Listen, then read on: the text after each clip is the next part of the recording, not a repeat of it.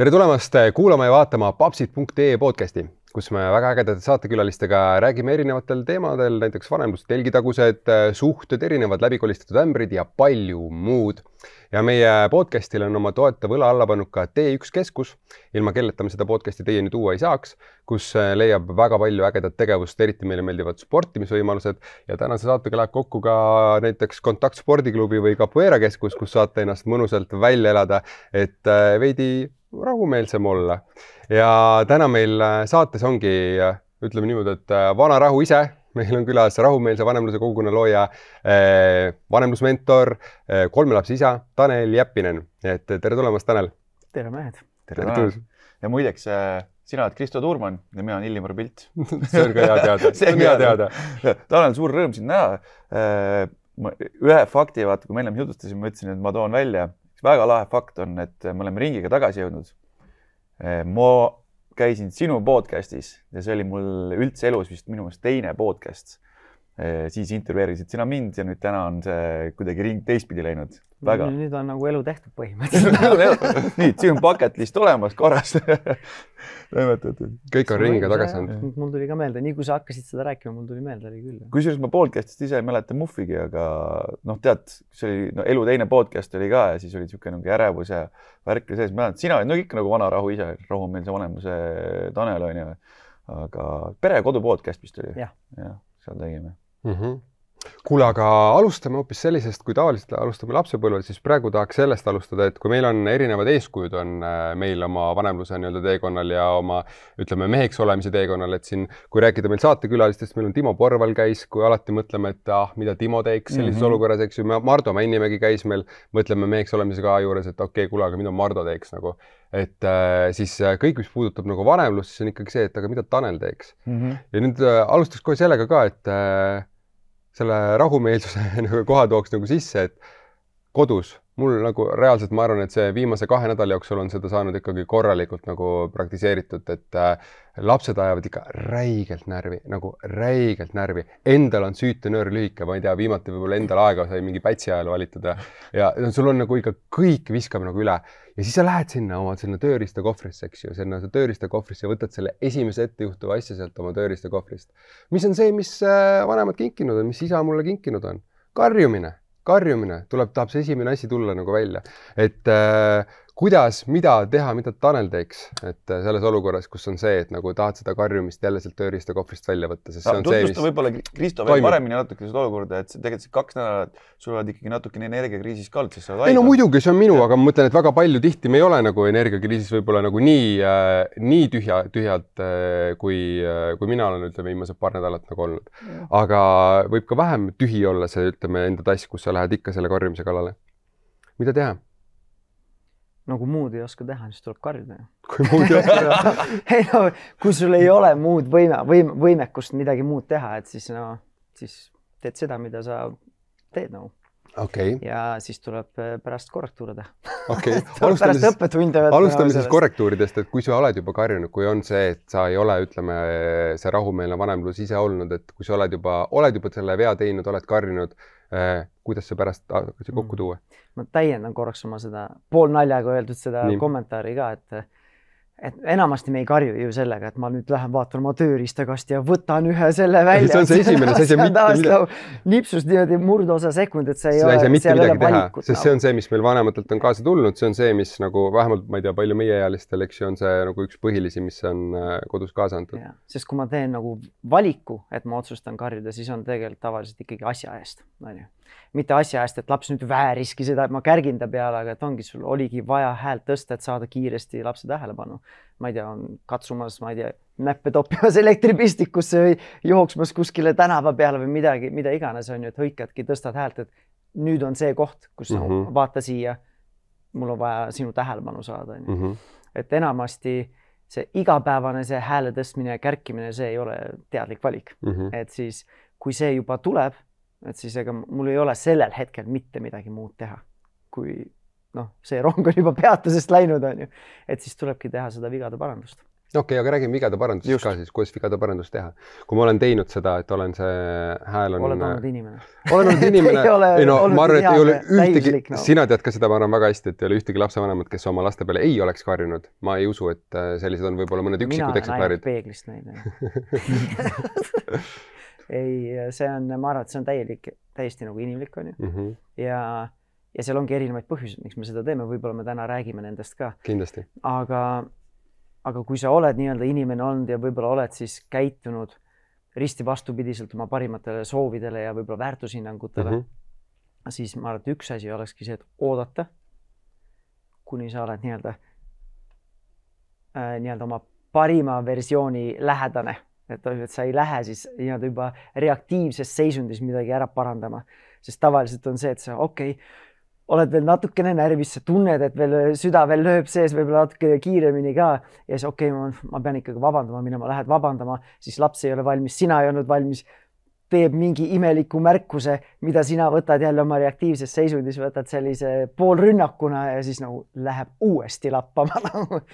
Et seda vigade parandust võiks teha siis, kui mõlemad osapooled on reguleeritud närvisüsteemiga ja sellises nagu heas kohas iseendaga. Ja see ei pea olema iseenesest mingi ülianalüütiline, kuigi mul on endal mingi teatud sammud, kui me oleme rääkinud näiteks kursustel ka, et kuidas seda vigade parandust teha. Aga üks nendest olekski see nagu mitte isegi sõnaline, aga et sa võtad vastutuse enda käitumisest. Et laps ei ole süüdi selles, kuidas mina käitusin. Et tal ei ole nii palju kontrolli minu üle, et tema paneb mind tegema asju. No meil on 30-40 aastat siin enne see regulatsiooni oleme saanud õppida, et laps on võib-olla 1, 2, 3 aastat, eks ju, et. Ja, et ongi, et esiteks vabandamine võiks olla üks nendest sammudest, on ju, siis selle vastutuse võtmine ja selle kommunikeerimine ka, et see on minu asi. Sina ei ole süüdi sellepärast, et mina ei suutnud ennast reguleerida. Et ei ole see, et aga kui sina oleksid paremini käitunud, siis me ei oleks siin praegu. See on nagu ikkagi see, et kuidagi nagu võtad vastutuse otse kui piltlikult, aga siis paned jälle lapsele selle vastutuse tagasi kohe järgmise lausega või siis selle poole lausega see aga või kuid ja sellega on ju. Ja siis selle juures võiks olla, selle vastutuse võtmise juures võiks olla ka see, et siin on see, mida ma püüan paremini teha või et ma püüan paremini teha. Ja üks osa oleneb, mis see olukord on, võib ka olla see, et ma küsin lapse käest, et kuidas see sinu jaoks tundus. Et mida sina tundsid, kui ma endast välja läksin, mida sina tundsid, kui ma kärkisin või mida sa tundsid, kui ma nii-öelda sikutasin sind eemale sellest olukorrast või mis iganes see olukord oli. Või kui laps on väiksem, siis ma võin ise nagu panna, nagu peegeldada talle tagasi, kuidas mulle tundus, et see tõesti ehmatas sind, kui ma niimoodi sinuga käitusin. Et kuidas see mõjutas sind. Ja nüüd ongi see vastutuse võtmise koht on see, et see ei ole mingit nii-öelda tehnika, mida ma teen. Kui ma nagu iga nädal 3 korda ühe ja sama käitumismustrist kogu aeg vabandan ja ma järgmine kord proovin paremini, aga ikka astud täpselt sama reha otsa kogu aeg. Et siis mingil hetkel võiks täiskasvanud inimesena vaadata peeglisse ja vaadata korraks laiemalt, et miks ma täpselt selle sama reha otsa kogu aeg astun, et äkki ma võiksin kas selle reha siit raja pealt ära võtta, valida teise raja või hoopis midagi muud teha, nii et nagu come on, mida me teeme siin, mis mängu me mängime. Et siis mingil määral, kui kogu aeg me seda tantsu mängime, et kogu aeg eksin täpselt sama asja peale, kogu aeg lähen närvi, kogu aeg vabandan ja võtan vastutust, on ju, et siis mingist vanusest hakkab laps ka juba nägima aru saama, et nagu midagi on paigast ära. Et ongi see, et nagu see, jutt ja pilt ei lähe kokku. Et see nagu, kas ma saan siin nagu sulle kindel olla, sa ütled, et sa proovid paremini, aga täpselt sama asi, täpselt sama asi, ikka ja jälle.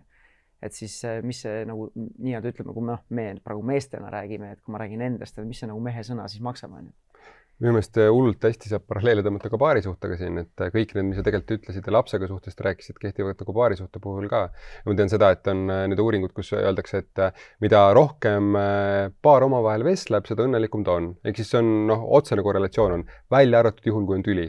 Et sama koht on see ka, et kui lapsega on see, et rahune ennem maha, samamoodi on ka paarilisega, et rahune ennem maha, eks ju. Ja kui sa lähed partneri suhtes, sa lähed rääkima, et ei, tegelikult, jah, ma tegin natukene kehvasti, aga ma poleks seda teinud, kui sina niimoodi käituks. samamoodi. Või siis palud vabandust, et kuule, niimoodi juhtus, järgmine päev tuleb panna naisele jälle litaka, sorry. Samamoodi, kõik otsusta uuesti alati. Tanel, ma saan aru, et sul on ka juhtunud siuksed asju ikkagi, et vahepeal ikkagi tõmbab punasesse ära ja siis sa teed seda inimlikku asja. Aga kuidas sul on kodus, et... Mitte ainult ei ole juhtunud, aga juhtub ka. No. Juhtub ka. et kui täna tegelikult üks variant oli, et mulle tütrel on täna Tartus ortodondi aeg, aga muidu üks variant oli ka, ma oleks lapse siia kaasa võtnud.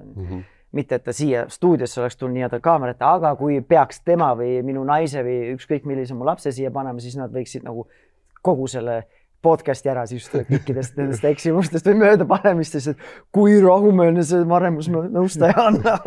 Ma tahtsingi just küsida selle kohta, et kas meil on Kristoga ikka ette tulnud, et siis kui me siin papside asja ajame ja räägime siis, kuidas seda paarisuhet siis niimoodi build-up'ida ja tõsta siis väikeste laste versioonis, siis ikka naistel ette tulnud küll ütlemisi, et noh, kõvad koolitajad, ise ka oma sõnade järgi siis toimetate, et siis toimetavad meile nagu nüüd koolitusmaterjali. Kas Maretil on ka siuksed märkuseid, vahemärkuseid olnud, et kuule Tanel, nüüd siis?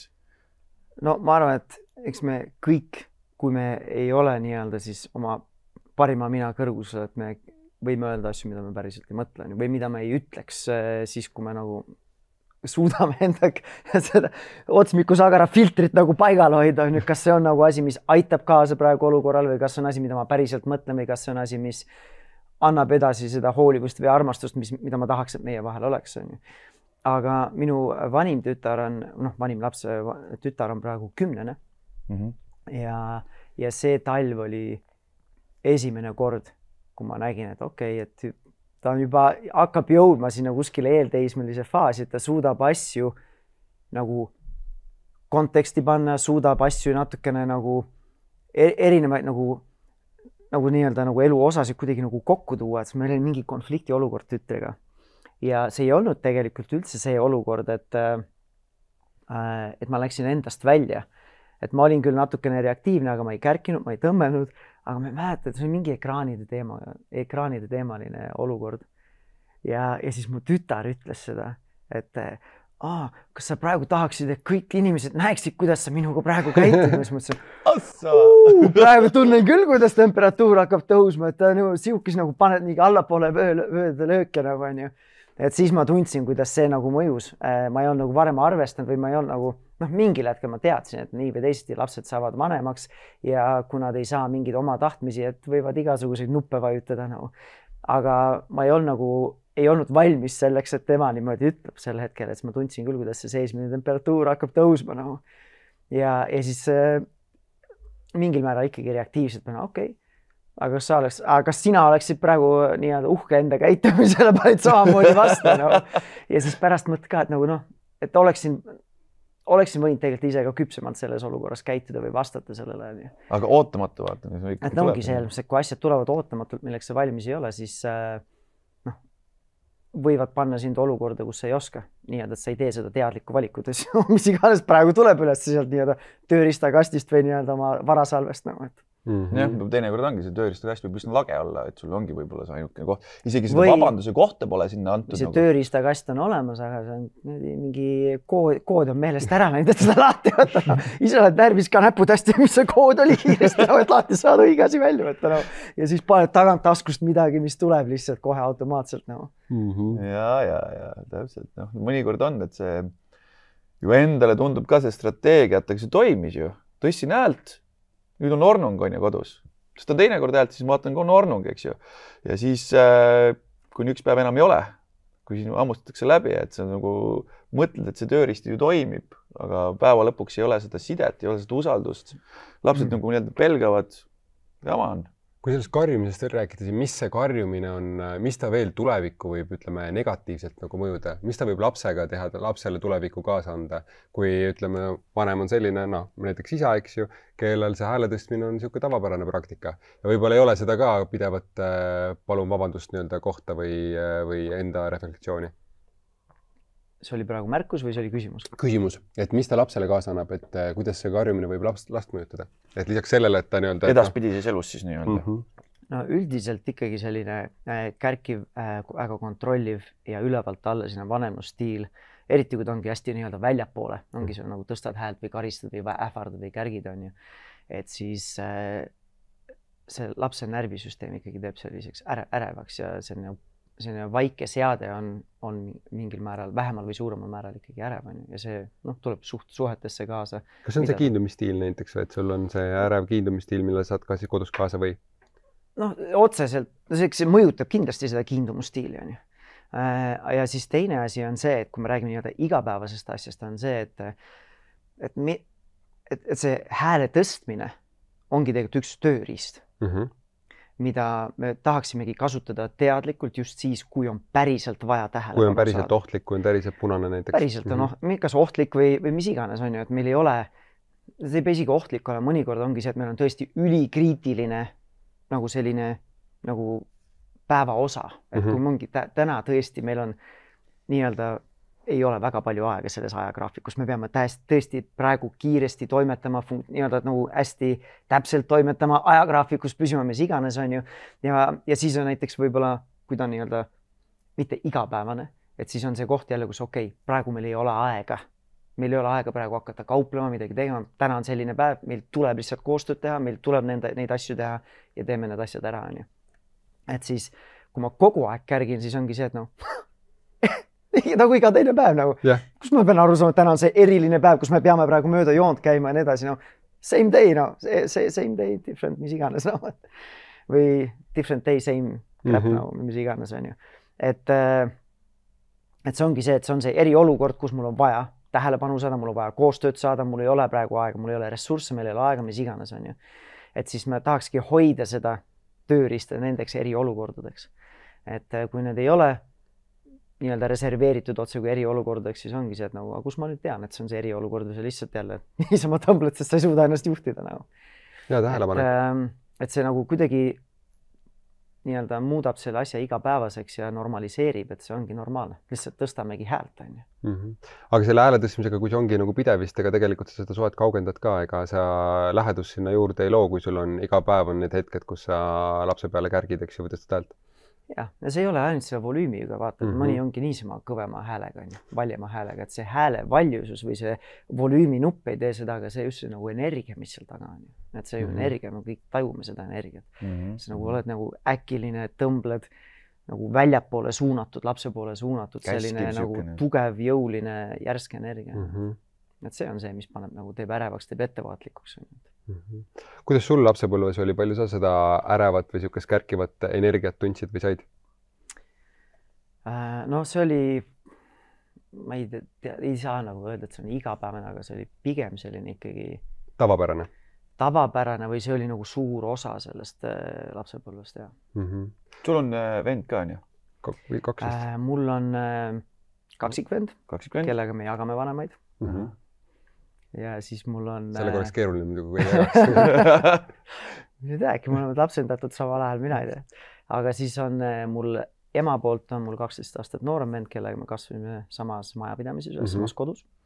Ja siis on mul isa poolt on poolõde, kellega ma siis aeg-ajalt koolivaheaega teeti nii-öelda kokku saime või treffasime või kui isal külas käisime suvel ja vaheaegadel.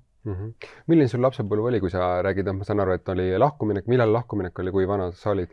Me olime eelkooliealised, me olime vennaga umbes 6, ma arvan. Ja. Paras vanus juba?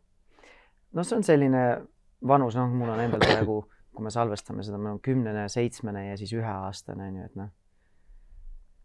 et selline 6-7-aastane eelkooliealine just kooli läinud, et see ongi see, et sul nagu mingid nagu oidu ikkagi peas on ja see mõistab, mis toimub, aga samas et see psühholoogia ikkagi päris küps ka ei ole. Et sa ikkagi vaatad kõiki neid asju läbi 7 või 6-aastase filtri ja maailma nägemise ja nüüd ongi, kui seal ei ole täiskasvanud kõrval, kes aitab asju kas konteksti panna või selgitada või anda sellist nagu neutraalsemat või adekvaatsemat sellist hinnangut nendele asjadele, olukordadele, mis juhtuvad, et siis see laps võibki ju nendele elusündmustele või muutustele panna oma lapseliku tähenduse ja siis need nagu otse kui muuta ja siis nii-öelda tõeks või tõeliseks või päriseks. Mis te vennaga võtsite, mis tähenduse teie panite sellele? Üks tähendus oligi see ei olnud teadlik tähendus, see oli kuidas nagu alateadus suhteliselt ongi see, üks tähendus või üks selline ärevus või hirm, mis sellega kaasa tuli, ongi see, et isa läks teise linna ka elama, me kasvasime üles Tartus, sündisime Tartus, isa lõi oma uue pere Tallinnas, on ju. Et siis me ei näinud teda igapäevaselt sagedasti, on ju. Ja sel hetkel ei olnud ka ju mingid, juhtmega telefon ikka oli, aga sellest nagu mobiiltelefon ja nii edasi, et see nagu sagedasti võib-olla igapäevaselt, iganädalast ei suhelnud ka, et siis üks selline hirm oligi see, et okei, papsist jäime juba ilma nagu. Parem olen hea laps, mine tea, mis saab nagu, kui ma nüüd ei ole hea laps. Äkki on nagu šans kuskil, et ma jään emast käima nagu. Et üks selline nagu õppetund oli see ja eks neid muid selliseid kaasprodukte, mis sellest tulid, on nagu teisigi, mis siiani tänase päevani nagu seda igapäevaelu mõjutab ja inimesena funktsioneerimist mõjutab. Mis sealt kaasa tuli nii-öelda? Väga äge sihukene, mul endal tuli seos sellega, et ma ei oska täna väga hästi leinata. Et mul on kuidagi selle leinamisprotsessiga on keeruline. Lihtsalt tuli meelde, et mul lemmikonu suri ära siis, kui ma olin 7-aastane. Ja ma olin onu matustel, kes väga palju nagu keegi seletanud, mis toimub. Sa vahepeal mängid selle ümber selle aua, nagu kõik oleks tavaline, onu lapsega, kes teeb sama nagu mina. Ja siis üks moment, nagu siis ta on seal, on ju. Ta jättis nii suure tühimiku mu ellu, et ma ei osanud sellega mitte midagi peale teha, et ma protsessisin seda nagu ise kogu aeg läbi ja tänase päevani tegelikult mul on nagu keeruline leinaprotsessi astuda või kuidagi loobuda. Toimetada, et jättis nagu üsna sügava sihukese koha.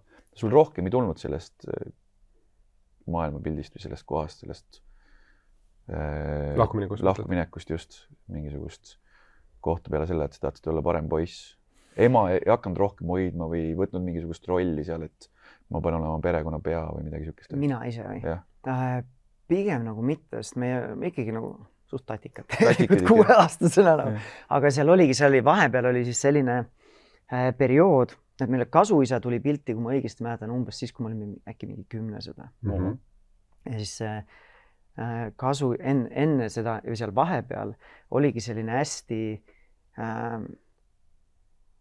kuidagi lapsena ma väga palju sellest perioodist ei mäleta, aga need mälupildid, mis on ju, kui ma hiljem olen emaga nagu rääkinud, et siis seal oligi selline 3-4-aastane, võib-olla isegi 5-aastane, kuskil seal umbes 4-aastane periood, kus ema oli siis nagu üksikema, 2 sellise korraliku marakratiga ja siis samal ajal siis püüdis nagu oma elu nagu sihtida ja rihtida kuidagi korda seada, et otsis kavaleri, seal olid paar sellist, mina mäletan vist vähemalt 2 sellist nagu selles mõttes nagu tõsiselt võetavat kavaleri, kellega minul vennaga oli ka kokkupuude. Ja see oligi semmoist nagu ema fookus oli ikkagi mitte nii palju siis sellises nagu ema rollil, vaid see, et nagu üksikema nõukaajal lõpus, et kuidas ma nagu oma elu nagu korda sean, et üldse nagu ära elada või sellist nagu, et oleks turvaline või stabiilsus või endal naisena ja siis lastele ka ja nii edasi, ja tegelikult kogu selle nagu lapsepõlve ja nooruspõlve ajal ka, et sest ema omadel põhjustel oma nii-öelda lapsepõlve nii-öelda pagasi tõttu oli väga selline selles nagu kõva mutt, et lihtsalt nagu ükskõik mis väljakutse on nagu alati lihtsalt, et alati tuleb läbi minna, et sellest on võimalik läbi minna, et alati nagu ja see on üks asi, mis ma nagu emalt nagu sellist nagu otse kui kingitusena positiivses mõttes kaasa sain. Et ongi see, et ei ole nagu ületamatuid takistusi, et nagu elu on igasuguseid asju ette veeratanud nii talle kui ka mulle, on ju. Aga need on, kõik on ületatavad asjad. Aga sellega nagu kaasa tuli võib-olla see, et ta ei olnud emotsionaalselt väga kättesaadav. Ta oli nagu, ta ei olnud sinuga olemas, ta oli tegelikult oma mõtetes oli... Ei, isegi kui ta füüsiliselt oli olemas ja tegelikult ma tean ju, et ta armastas meid. Aga sellist nagu emotsionaalset, sellist nagu soojust ja võib-olla avatust, et ma olen nagu oma laste jaoks sellise avatud südamega olemas, et ma olen haavatav, lähedust pakkuv, lähedust ise vastu võttev ja võib-olla luban ise endale seda ja lastele ja nii edasi. Et seda väga palju ma lapsepõlves emalt ei saanud. Ja nüüd, kui ma tagasi mõtlen, siis isa oli rohkem see, kes oli selline soe ja sooja südamega. Nii, et isalt said rohkem emotsionaalselt, ütleme, niisugust kättesaadavust soojust kui emalt. Ja see oligi see, et isa oli näiteks ainukene vanematest või üldse lapsepõlves, kes mind tanjuks kutsus, on ju. Et see oligi, isalt oli seal nagu soojus ja kuidagi see. Ja nüüd, kui isa pildist ära läks, siis see jättis selle nagu tühimiku. Et isaga me saime harvem kokku, on ju. et isa oli see, kes võib-olla, kellel oli, võib-olla ta oli rohkem ressurssi ka, sest ta ei näinud meid igapäevaselt. Ja see on selle vanema eeliseks ju. Kokku saime, siis oligi see, et temal oli 100% sulle. Sellist nagu võimekust võib-olla mõelda ka, et luua mälestusi. Et ongi, kuidas me saame poistega mälestusi luua, kui me koos oleme. See versus see, et ema oli igapäevasest selles sees ja eriti mingi osa lapsepõlves üksinda ka veel. Et ei olnudki nagu ressurssi mõelda, kuule, kuidas me saame poistele mingeid ägedaid mälestusi luua või kuidas me saame mingi rannas käigu teha ägedamaks ja põnevamaks või lõbusamaks või mis iganes. Et siis mingil määral see oli rohkem isa, teades isa temperamenti ja sellist nagu iseloomu ka, et see oli rohkem nagu isa nii-öelda selline nagu mänguväljak nii või teisid või see nagu tugevus on ju. Ja teiseks siis kuna ta ei näinud meid nii sagedasti, siis oli nagu rohkem võib-olla ressurssi ka panna sinna on ju. Rohkem planeerimist ja nii edasi. Et siis oligi see, et kui isa pildist ära läks nüüd, siis sellest peremudelist või sellest kodust läks ära see soojus ja lähedus. Ja siis oligi see nagu mingid hirmud, et ma pean ikka hea ja tubli poiss olema, on ju. Et sealt tulid nagu muud sellised, sealt lähtuvalt, et millega ma tänasel päeval ka tööd teen, meil salvestuse väliselt rääkisin ka, et käin traumateraapias on ju. Et see ongi üks on selline ebapiisavuse tunne. Vahet ei ole palju, ma poisikesena nagu pingutasin, sain viisi, sain kiituskirjasid, käisin trennis, sain diplomeid. Nagu vaata, kui vahva poiss ma olen. Aga ei tulnud seda positiivset tagasisidet, sest temal oli endal nagu laud nii täis nagu igast nagu projekte, kuhu tähelepanu, kuidas ellu jääd, kaaslane, kas see või teine või mis iganes nagu. Lihtsalt ei olnud seda ressurssi, seda või tähelepanu ja võib-olla ei olnud ka nagu õpetatud või on ju. Tema vanemad olid samamoodi, lihtsalt nagu rabelesid, tegid on ja ei olnud ju, tänapäeval on alles see ju tulnud siia nii-öelda lapsevanemate sellise ühisteadvus, et nagu tõesti teadlikult panustada suhtesse, hoida seda tähelepanu, et varasemate põlvkondade lapsevanemate seas oligi mingi pigem sellist nagu üksiksarvikud, kes nagu olid kuidagi hingest tundsid, et see on see, mida peab tegema. Et ma ongi vanematega töötades siis ikka nagu kohtuda meie põlvkonna vanemaid või täiskasvanud, kes ütlevad, kuule, mul oli nagu äge ema või mul oli nagu tipp-topp isa nagu, sest kuidagi nagu oligi see, et ongi sellised nagu outliers on ju, et nagu hinges midagi nagu ütles, et see on see koht, et ma tahan olla selline isa, ma tahan olla selline ema, kes nagu väärtustab seda suhet ja see on nagu see, millest ma lähtun, on ju. Aga enamasti ei olnud, sest see oligi nagu selline üldsus, norm, on ju. Et nende vanematel samamoodi, et ma üldse ei süüdista oma vanemaid nagu, et nemad tantsid endast parima, nende oskustega ja selles kultuuriruumis, kus nemad meid kasvatasid ja millised oskused neil olid, palju neil üldse ressursse oli sellesse panustada, on ju. Aga siis sealt tuligi see nagu ebapiisavuse tunne. Et vahet ei ole palju ma rabelen ja pingutan, ma ei saanud seda lähedust, mida ma sügavalt nagu nii väga igatsesin ja tahtsin. Ja nüüd on täpselt samamoodi praegu. Et suhtes, paari suhtes, lapsega iseendaga suhtes, et see nagu ebapiisavuse tunne mul on nagu, ma ei oska tähistada võite. Lükkasid ettevõtte käima. Järgmine siht edasi nagu. Paneme edasi lihtsalt nagu. Ei saa õlale patsutada, ei saa peeglisse vaadata, ei saa tähistada. Pausi võtta. Mitte ei saa, aga ei ole nagu ei ole loomuses. Pean olema või ta ei anna midagi sellepärast, et ma pean õppima teadlikult, kuidas võtta aega maha ja nii-öelda mitte puhata loorberitel. See ei mahu isegi reaalsuses, puhata loorberitel, aga lihtsalt märgatagi, et midagi on hästi tehtud. Et see nagu järjepidev, see nagu enese nagu utsitamine, piitsutamine, edasi surumine, millest tuleb väga lihtsalt läbi põleda. Ja siis nagu hüperfookust võtta midagi ja mingil määral siis jälle kõrval muud asjad ära unustada, mis on ka elus tähtsad. Ja siis teine on olnud see, et ma olen nagu ülitundlik selle ebapiisavuse suhtes. Ütle, mis see tähendab? No meil on olnud peres selline teadlik valik, et kui me saime lapsevanemateks, siis naine on kodune. Ja siis ongi näiteks see, et ütleme praegu, meil on 3 last. Üks nendest on väikene. Nüüd alles ühene, et mingi aeg tagasi oli veel üldse nagu sülelaps. Ja siis ongi, ma tulen pikast tööpäevast koju ja siis näiteks mul olid mingid ootused. Olgu siis see, et milline koju tulemine on öelda? Ütleme ükskõik, et kas või see, et kuidas kodu välja näeb, kui ma kodu tulen või kas on või ei ole soe söök minu jaoks valmis, kes tuleb mees, kes toob nüüd leiva lauale, et tal on nüüd soe söök valmis või ei ole. Ja nüüd, kui ma ei saa seda, mida mul olid ootused, olenemata sellest, kas need olid kommunikeeritud või mitte, alateadlikud või teadvustatud, kui mul on mingid ootused ja nüüd need ootused, reaalsus nagu ei vasta nendele ootustele, siis kui ma nüüd ennast ei kontrolli ja kui mul ei ole ressursse ennast kontrollida, siis on väga lihtne laskuda sinna ebapiisavuse mustrisse.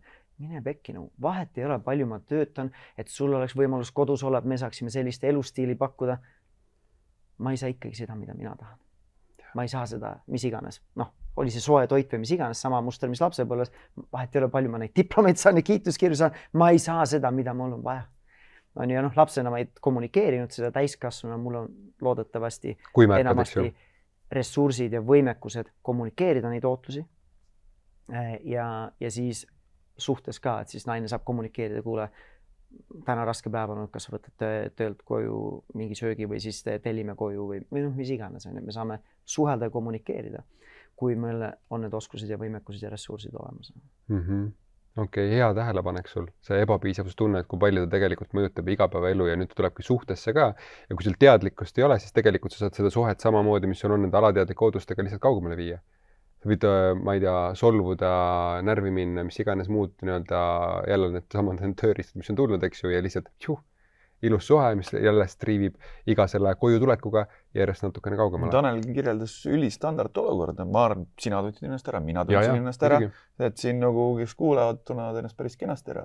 Aga kuidas sul selle märkamise ja vastuvõtmisega on väljapoolt üks asi endale andmine või peatumine või, aga näiteks, ma olengi ettevõtlik mees.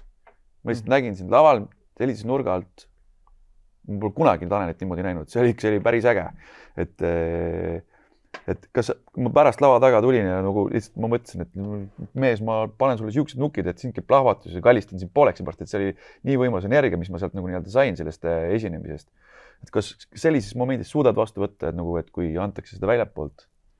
Ma arvan, et see ongi selle kas mündi teine või kolmas või neljas mingi külg juba, et seda tunnustust on raske vastu võtta, sest ma ei suuda tunda ennast piisavana. Et see kuidagi ei ole olnud see, otse kui on ohtlik. Otse kui selles kohas ongi, et nüüd kui ma võtan, nii palju kui mina olen mõtestanud seda, nüüd kui ma võtan selle tunnustuse vastu, siis nüüd ma olengi tehtud, nüüd ma saaksin loorberitele puhkama jääda, see oleks üliohtlik, eluohtlik lihtsalt juba eluohtlik jääda loorberite puhkamas, ma olen harjunud kogu aeg pingutama, kogu aeg mingit järgmist porgandit taga ajama, sest see on see, mis on ainuke väljapääs, et ma lõpuks saan selle, mida ma tegelikult niikuinii ei saa läbi selle. Aga see on see muster, mis on sisse kulunud.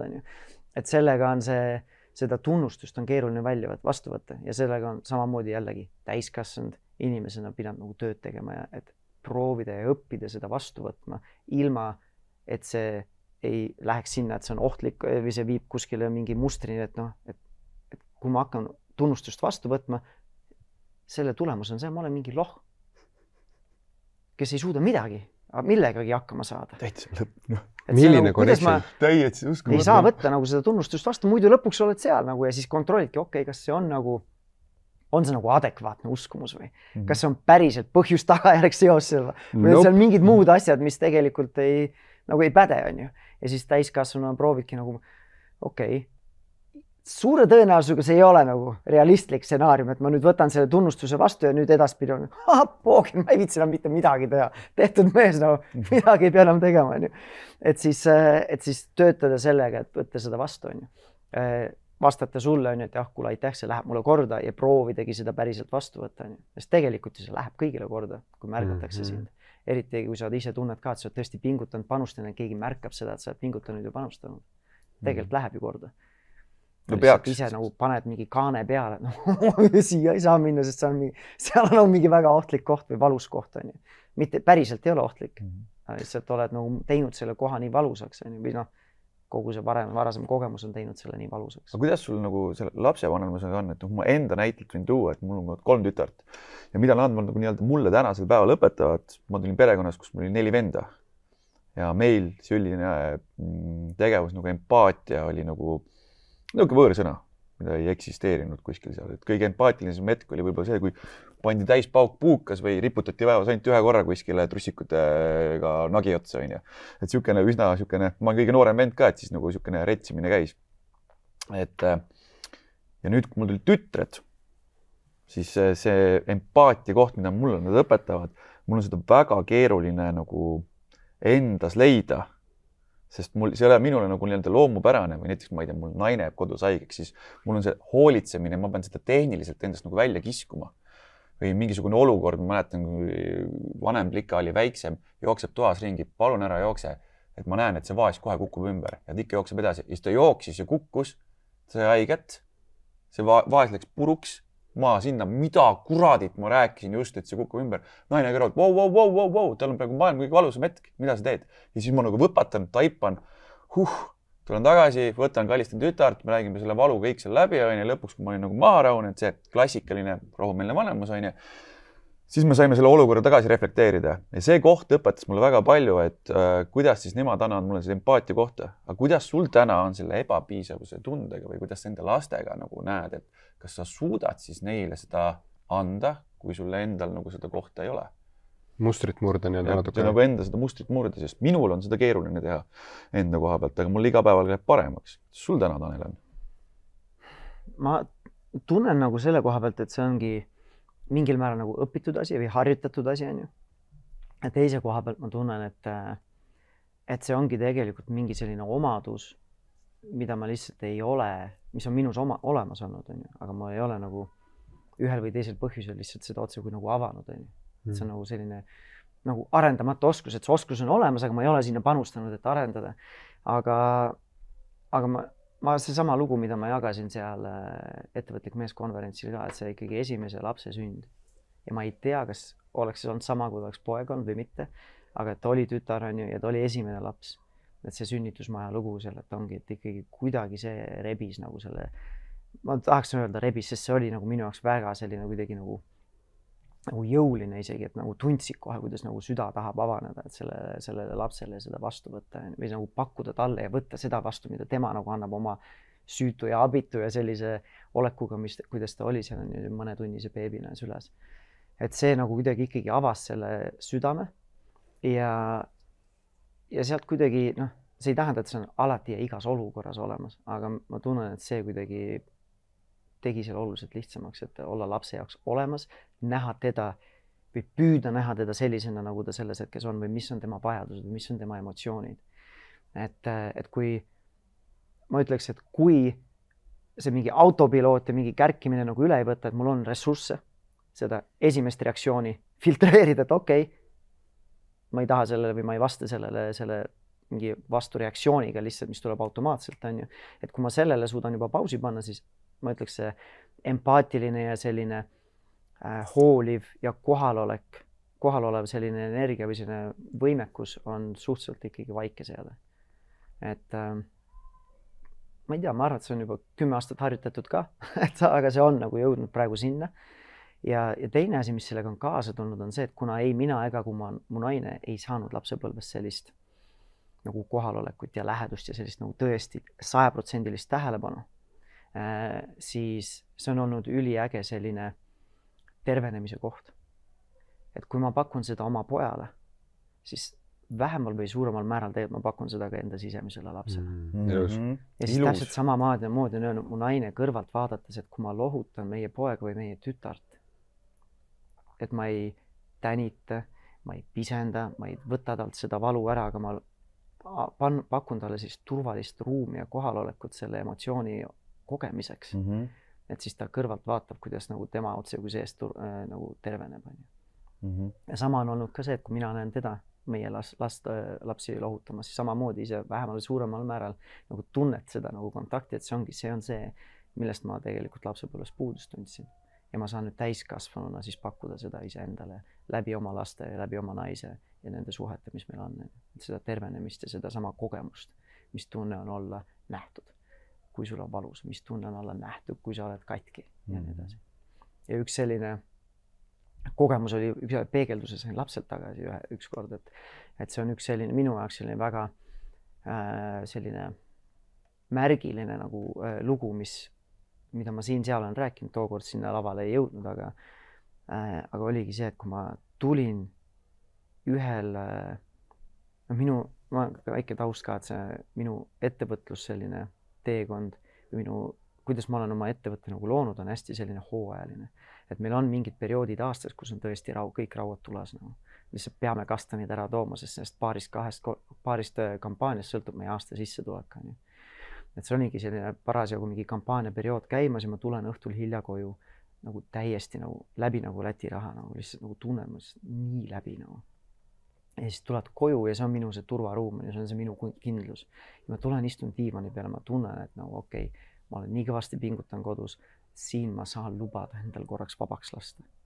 Ja siis ma istun seal diivani peal, lasen ennast vabaks ja ma tunnen, kuidas lihtsalt pisarad tulevad peale, siis nagu pingelangus, ma nagu proovid hoida ennast seal tahomeeter punases, kõik need asjad ära teha, mis on vaja teha. Ja nüüd ma saan korraks selle nagu vaba käigule lasta nagu pingelangusest, lihtsalt tunned, kuidas silmad lähevad märjaks. Ja siis mingi pisar voolab. Ja siis mu tütar Marta oli tol ajal seal kuskil 6-7 nagu. Tuleb poeg mulle sülle, et issi, miks sa nutad? Ja siis ma ütlesin talle, et lihtsalt mul on nii raske päev olnud ja lihtsalt nagu raskusest kuidagi nagu, lihtsalt nagu pingetest ja raskusest pisarad tahavad tulla. Ja siis tütar kallistas mind ja ütles, et see on okei. Mul on ka vahel raske. Siis ma ütlesin, nagu keegi hakiks sibulaid kuskil praegu, tõmbab veel rohkem kraanid lahti, sest see on see, mida me sel hetkel tahame. See on okei. See, mida sa koged, on okei. Ja seda ei ole nagu saanud lapsest saati, siis mu tütar pakkus mulle seda, keeras kraanid veel rohkem lahti, tuli kohe märkamine, mõistmine. Kiiresti pabereid kuskil varukasse, mis iganes. Mitte seda, et ma varjaks, ma nagu ei varja üldse lastest pisaraid, aga lihtsalt see, et nagu tuli veel nagu. Väga ilus, et jagad seda. Kui mõelda selle peale veel, et milline vanem, lapsevanem, milline isa nagu Tanel on, et siis kas natukene seda rahumeelset vanemlust ja kogu seda, ütleme, koolitamist, kas see on ka tulnud sellest, et tahad enda lastele pakkuda seda, mida ise ei saanud, et see on nagu nii-öelda selle, oled pööranud nii-öelda selle mündi nagu nii-öelda teistpidi või on seal mingisugune nagu muu põhjus, et miks sa seda teed tööna, mida sa teed ja nii palju, ma arvan, sinu nii-öelda mõjutust on vähemalt 30-40 000 lapsevanemat on saanud? Esimene impulss oli tõesti see, et tegelikult esimene impulss oli see, et ma sain uudise teada, et naine on rase, on ju. Ma töötasin üldse USA-s, ma olin USA-s too suvi. Müüsid raamatuid? Ja, et enne suve panime Pätsi ahju. Ja siis enne seda nagu kõik 20-ndad oli lihtsalt elu keeranud, lihtsalt nagu töö ja karjäär. Lihtsalt nagu suruda edasi, et täita seda Ameerika unistust, et saaks ma ei tea ägedamaid reise, saaks mingid mis iganes ägedat elu kogeda ja pakkuda, on ju. Et siis sel hetkel nagu suhteliselt päeva pealt hakkas järsku tulema ruumi minu nii-öelda meeleväljale. Hakkas tulema sellised nagu isaks olemise nagu teemad, et ma varem lipsust, sul tuli 2 triipu põhimõtteliselt. Teadvustasin, et ma tahan kunagi isaks saada nii või teisiti, aga see oli kunagi. Kunagi, tulevikus, aga nüüd on see siin. Põhimõtteliselt nagu järgmine uks, millest ma läbi astun, on see roll. On ju. Ja siis mingil määral tuligi sinna ärevus või hirm ongi see, et aga ma ei tea, kuidas olla hea isa. Et copy-paste või lõika kleebi seda mudelit ma ei tahtnud teha. Et ma ei tahtnud teha täpselt seda sama ja mitte jällegi sellepärast, et mu isa ja kasuisa ei osanud üldse isa olla, aga lihtsalt nagu võib-olla ongi seda ei osanud, neil ei olnud oskuseid ja võimekust ja ei olnud kultuuriruumis ka sellist nagu ootust, et kuule, see on see, mida sa peaksid tegema. Ja see oligi see, et ei olnud nagu päris jalgratta leiutamine, aga ongi see, et ma tahtsin teha midagi teistmoodi ja samas ma ei teadnud täpselt mida. Ja see oligi see, et minna sinna nagu enesearengu teekonnale, et kuidas siis olla parem isa. Ja siis ma alguses hakkasingi ise podcast'e tarbima, raamatuid lugema, mingid kursuseid võtsin, et nii-öelda liitusin. Eestis ei olnud selle hetkel mingid selliseid nagu mastermindi gruppe või sellist nagu membership'i või kogukondasid on ju isadele. Siis ma liitusin esimese tütre paaril eluaastal, ma olin 2 erinevas grupis. Ühes olin päris sellist nagu leadership'i rollis ka, lõpuks olin ühe üksuse nagu juht või selline nina on ju. Ja siis nendest ma nagu sain tuge, sain ruumi, mida jagada teiste meestega, et kus me saame ehedalt rääkida oma väljakutsetest ja asjadest. Ja siis mingil hetkel oligi siukene koht, kus ma tahtsin nagu oleks võinud peeglisse vaadata. Kui see haav oleks tervenenud juba, et oleks tahtnud patsutada enda õlal peale nagu, et ja öelda, et kuule, äge isa. et just selline, mida ma oleks võib-olla ise lapsena tahtnud kogeda. Ja siis tulin kiiresti pilvedest tagasi alla. Kui tütar oli selline samas vanuses, kus meie väikene pesamuna praegu on, et ma ütlen talle, kuule poja, või noh, siis oli tütar on ju, et tule siia, ära mine seda stepslit näppima on ju. Siis ta vaatab sulle silma, teeb ühe sammu, siis ta vaatab, kuidas sa reageerid. Ja siis ta vaatab seda stepslit, siis ta vaatab uuesti sulle otsa ja teeb veel ühe sammu. Ja siis tuleb naeratus näole ja siis ta sirutab käe juba sinna. Ja selle juures mina kohe, ei, ära tee, ei, tule siia.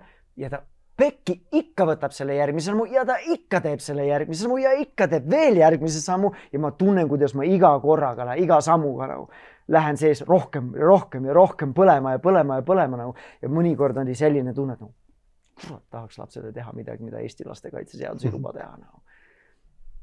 Õnneks ühelgi korral ei nagu selle impulsi ajal ei käitunud nagu niimoodi plahvatuslikult ja päriselt ma ei raputanud, ei sikutanud, mis iganes, ei teinud lapsega, aga see nagu endas pulbitsev energia ja see nagu mõte sellest oli päris hirmutav nagu. Et see lapsepõlv, kust mina tulin ja see, mida ma siin kogesin, ei olnud nagu raske ühendada need punktid, et okei, mina olen siin, energia on siin, minu lapsepõlv siin, et nagu need punktid nagu viivad sinna nagu, et ei ole nagu raske ühendada need punktid. Ja see lõpuks viis siis selleni, et ma alustasin ühes USA instituudis siis õpingud selleks vanemus nii-öelda. Nemad tegid coachingu meetodid, lõpuks mina hiljem oma nii-öelda karjääri jooksul, ma ei tea, kas ma tahan selle karjääri isegi jutumärkis panna, selle karjääri või selle töö jooksul ma ise olen sellest coachingu meetodist natukene eemale liikunud, mulle see nii-öelda mentorlus, kus mina konkreetselt saan ka pakkuda lahendusi, mitte ainult ei küsi sult küsimusi ja nii edasi, et sa ise leiad kõik vastused enda sees, aga öelda, näed, kui sa oled selles olukorras, siis see on üks potentsiaalne lahendus, et kas see sobib sulle või mitte, et saame arutada. Aga et alustasin siis selle coachinguga, et siis ma läksin sinna coachingu õppesse, vanemus coachiks on ju. Ja et see oli see, kus see nagu teekond algas. Samal ajal ma siis töötasin ise veel täiskohaga müügitööl edasi Eestis. Kas see vastas su küsimuse või ma läksin hoopis teisest? Ei, sa andsite ilusasti selle, et miks see rahumeelne vanemlus sinu ellu tuli ja miks su karjäär tuli. Miks ma olen siiamaani teen seda, sest on olnud teisi tööpakkumisi ja koostööpakkumisi ja nii edasi, on see, et ma tunnen, et tänu sellele, et ma olen selles nii-öelda supis või mahlas või ma olen kogu aeg selles valdkonnas sees igapäevaselt. Töötan, õpin ise pidevalt juurde, töötan vanematega, panen koolitusi kokku just selle nurgalt, et kuidas teha neid selliseks nagu mõistetavaks või kättesaadavaks igale inimesele, et nagu näidetega ja nii edasi. Et tänu sellele, et ma teen igapäevaselt seda tööd, ma tunnen, et ma olen oma naisele parem kaasa ja ma olen oma lastele parem isa.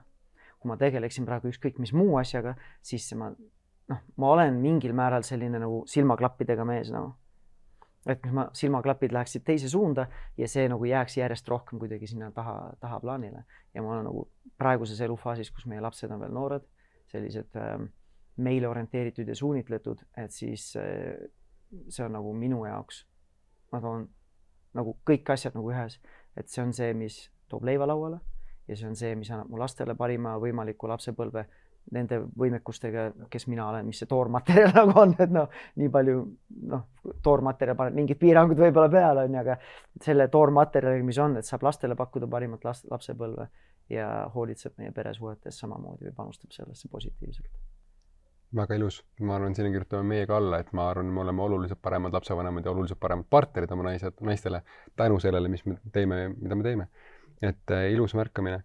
Kui minna paarisuhte juurde, siis sa oled rääkinud ka, et ega mõlema esimese lapsega ei olnud päris nagu lihtne, et Maretil just oli sünnitusjärgne depressioon ka mõlemaga, et te saite, ütleme, paarisuhe sai korraliku nii-öelda löögi, et hoolimata sellest, et sa juba õppisid seda, eks ju, et sa olid teadlikkust oli nagu juures, ega vist lihtne ei olnud, et see paarisuhe sai ikka nii-öelda oli väljakutse? No esimene laps, kui sündis, siis me olime ikkagi selles teadliku suhete ja teadliku vanemuse teekonna päris alguses ikkagi. Et seal seda teadlikkust võib-olla veel tagasi vaatavalt. Siis, kui ma nii kõvad mehed. Jumal! Et tagasi vaadates see, et seda võib-olla nii palju ei olnud. vähemalt ei olnud nii palju, kui seda on praegu ja võib-olla 10 aasta pärast vaatame tänasele hetkele tagasi, et noh. Naljatilk. et see teise lapse kogemus, see ikkagi tõi päris palju nagu sellist raputust. Sest teise lapsega 2 aastat ja mõned kuud peale vahe, et esimesega koges sünnitusjärgset depressiooni ja siis me arvasime, et me tegime nagu endal mingid korrektuurid seal ja teise lapsega tuli see sünnitusjärgne depressioon samuti ja oli isegi intensiivsem ja tugevam, et naine oli päris suitsidaalne ja sealt tulid nagu päris sellised suured muutused meie peremudelisse ja siis ka meie paari suhtesse, mitte üleöö, aga need muutused nagu said nagu käima lükatud. Ja nüüd 3. lapsega tahaks öelda, on olnud lihtsam kui esimese 2-ga, sest me mingil määral, meil on rohkem vanusevahet ka lastel, et on rohkem olnud sellist taastumist ja enda isiklikku küpsemist, paarisuhte küpsemist ja nii edasi. Et see on mõjutanud endiselt meie paarisuhet, et ma ütleks, nagu see Gottmanid ütlevad, see Gottmani instituudist USA-st, et see ikkagi iga lapse lisandumine on ikkagi paarisuhte kriis ja see ei tähenda seda, et sa pead nagu kuskile põhja langema, aga kriis otse kui me tõlgendame ümber, et see on nagu muutus, et mängureeglid natukene muutuvad, sest meil on üks inimene, keda me peame elus hoidma, kõikide teiste inimestega me peame juba elus hoidma, kui meil on mitmes laps, on ju, et need ressursid, mis meil on, paratamatult me peame neid teistmoodi ümber mängima, on ju. Et siis 3. lapsega me oleme samamoodi tundnud, et see ikkagi, see esimene eluaasta oli selline, kus see paarisuhe ei olnud päris sellises kohas, ütleme meie pere hierarhias, kus ta peaks olema. Et paratamatult see ikkagi väike sülelaps ja rinnalaps võtab hästi palju ikkagi ressursse, et kui me räägime sellest, et pere sellises pereteraapias ja pere selles mudelis võiks olla kõige tähtsam mina, on ju, minu jaoks, naise jaoks kõige tähtsam peaks tema olema, siis tuleks paarisuhe ja siis tegelikult vist on niimoodi, et minu jaoks on see, et number 1 peaks mina olema, number 2 peaks olema minu kaaslane, number 3 on paarisuhe, on ju. Siis kõige vanem laps, siis järgmine laps ja siis järgmine, et need lähevad ka vanuse järgi. Et siis, see esimene eluaasta paratamatult seda hierarhiat raputab natukene paigast ära, on ju. Et siis nagu mina, nagu tegelikult see beebi ja see ema on nagu mingil määral tähtsamad ja see on minul keeruline vahepeal olnud nii-öelda nagu mitte tunnistada intellektuaalselt, aga nagu päriselt elada seda, on ju. Ja siis see paarisuhe samamoodi koliseb seal mingil tasemel alla, on ju, või isegi kui ta ei tule alla, siis ongi see, et on vähem ressursse. Et isegi kui ta jääb samma kohta, siis siin on vähem ressursse, sest nagu Mareti minu naise heaolusse ja sinna tuleb nagu rohkem panusta, nii raha, aega, tähelepanu, energiat, on ju. Et siis me praegu just, kui nüüd laps hakkab saama nüüd on praegu aastane 5, nagu me salvestame seda, et siis praegu on see tulnud jälle see paarisuhe uuesti nagu, ega see esiplaanega tõusnud uuesti, hakanud ülesse poole tõusma, et panustada sellesse rohkem teadlikult. Ta koputab vaikselt juba, et kuule, et kui seda ei vaata siin peale, siis aasta pärast on juba... Aga teisalt ka see, et sul varasem kogemus ka, et see ongi see, et selline kuskil selle aasta, 3 aasta, 6 kuud on see, kus me saame, meil tekib rohkem ressursse, sest ta aktsepteerib juba teisi inimesi, kellega saab koos olla, et me saame rohkem päriselt aega veeta, on ju.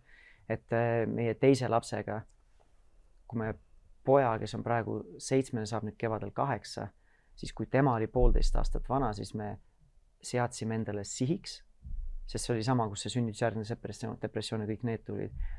Et siis me seadsime endale paarina sihiks, et me võtame või sihime vähemalt, et me tahame võtta iga kvartal lastevaba nädalavahetuse. Ja siis oli esimene kord, kui me läksime, kui poja oli natukene alla vähem kui 1,5 aasta. Nii et siis umbes, ütleme, mis ta saanud 6 aastat siis seda praktiseerida? Ja ükski aasta ei ole õnnestunud 4 korda seda teha. Okay. Keskmiselt ongi seal kuskil 2,83 midagi sellist, aga täpselt 2,8 või 3 võrra rohkem kui see kui muidu, kui oleks seda reeglit. Esimese lapsega või siis, kui oli 2 last esimesed 1,5 aastat. Et see esimesed 4 aastat, kui me oleme lapse vanemad olime, et siis esimese 4 aasta jooksul ei olnud selliseid nädalavahetusina. Ja see on meie nagu paarisuhet päris hästi nagu toitnud ja aidanud seda intiimsust ja seda sügavust luua.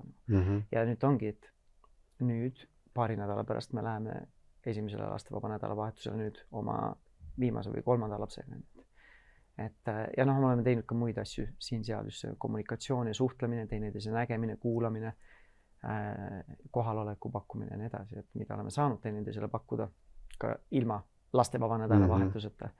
Aga see lastevaba nädalavahetus on olnud meie jaoks väga-väga kõrge väärtusega. See on kõigil hea, et kes vähegi saab seda vastu võtta, et see on, vist on samast Gottmani instituudis see uuring ka tulnud, et suhe saab seda rutiini, mis lapsega tuleb, võtab vastu seda kuni 2 aastat ilusasti. Et kui on hea koha peal, 2 aastat ei ole probleemi. Ja siis on kirg on esimene, mis suhtest paneb minema ja nii-öelda see lähedus läheb peale nii-öelda seda, hakkab tipa-tapa uksest välja minema.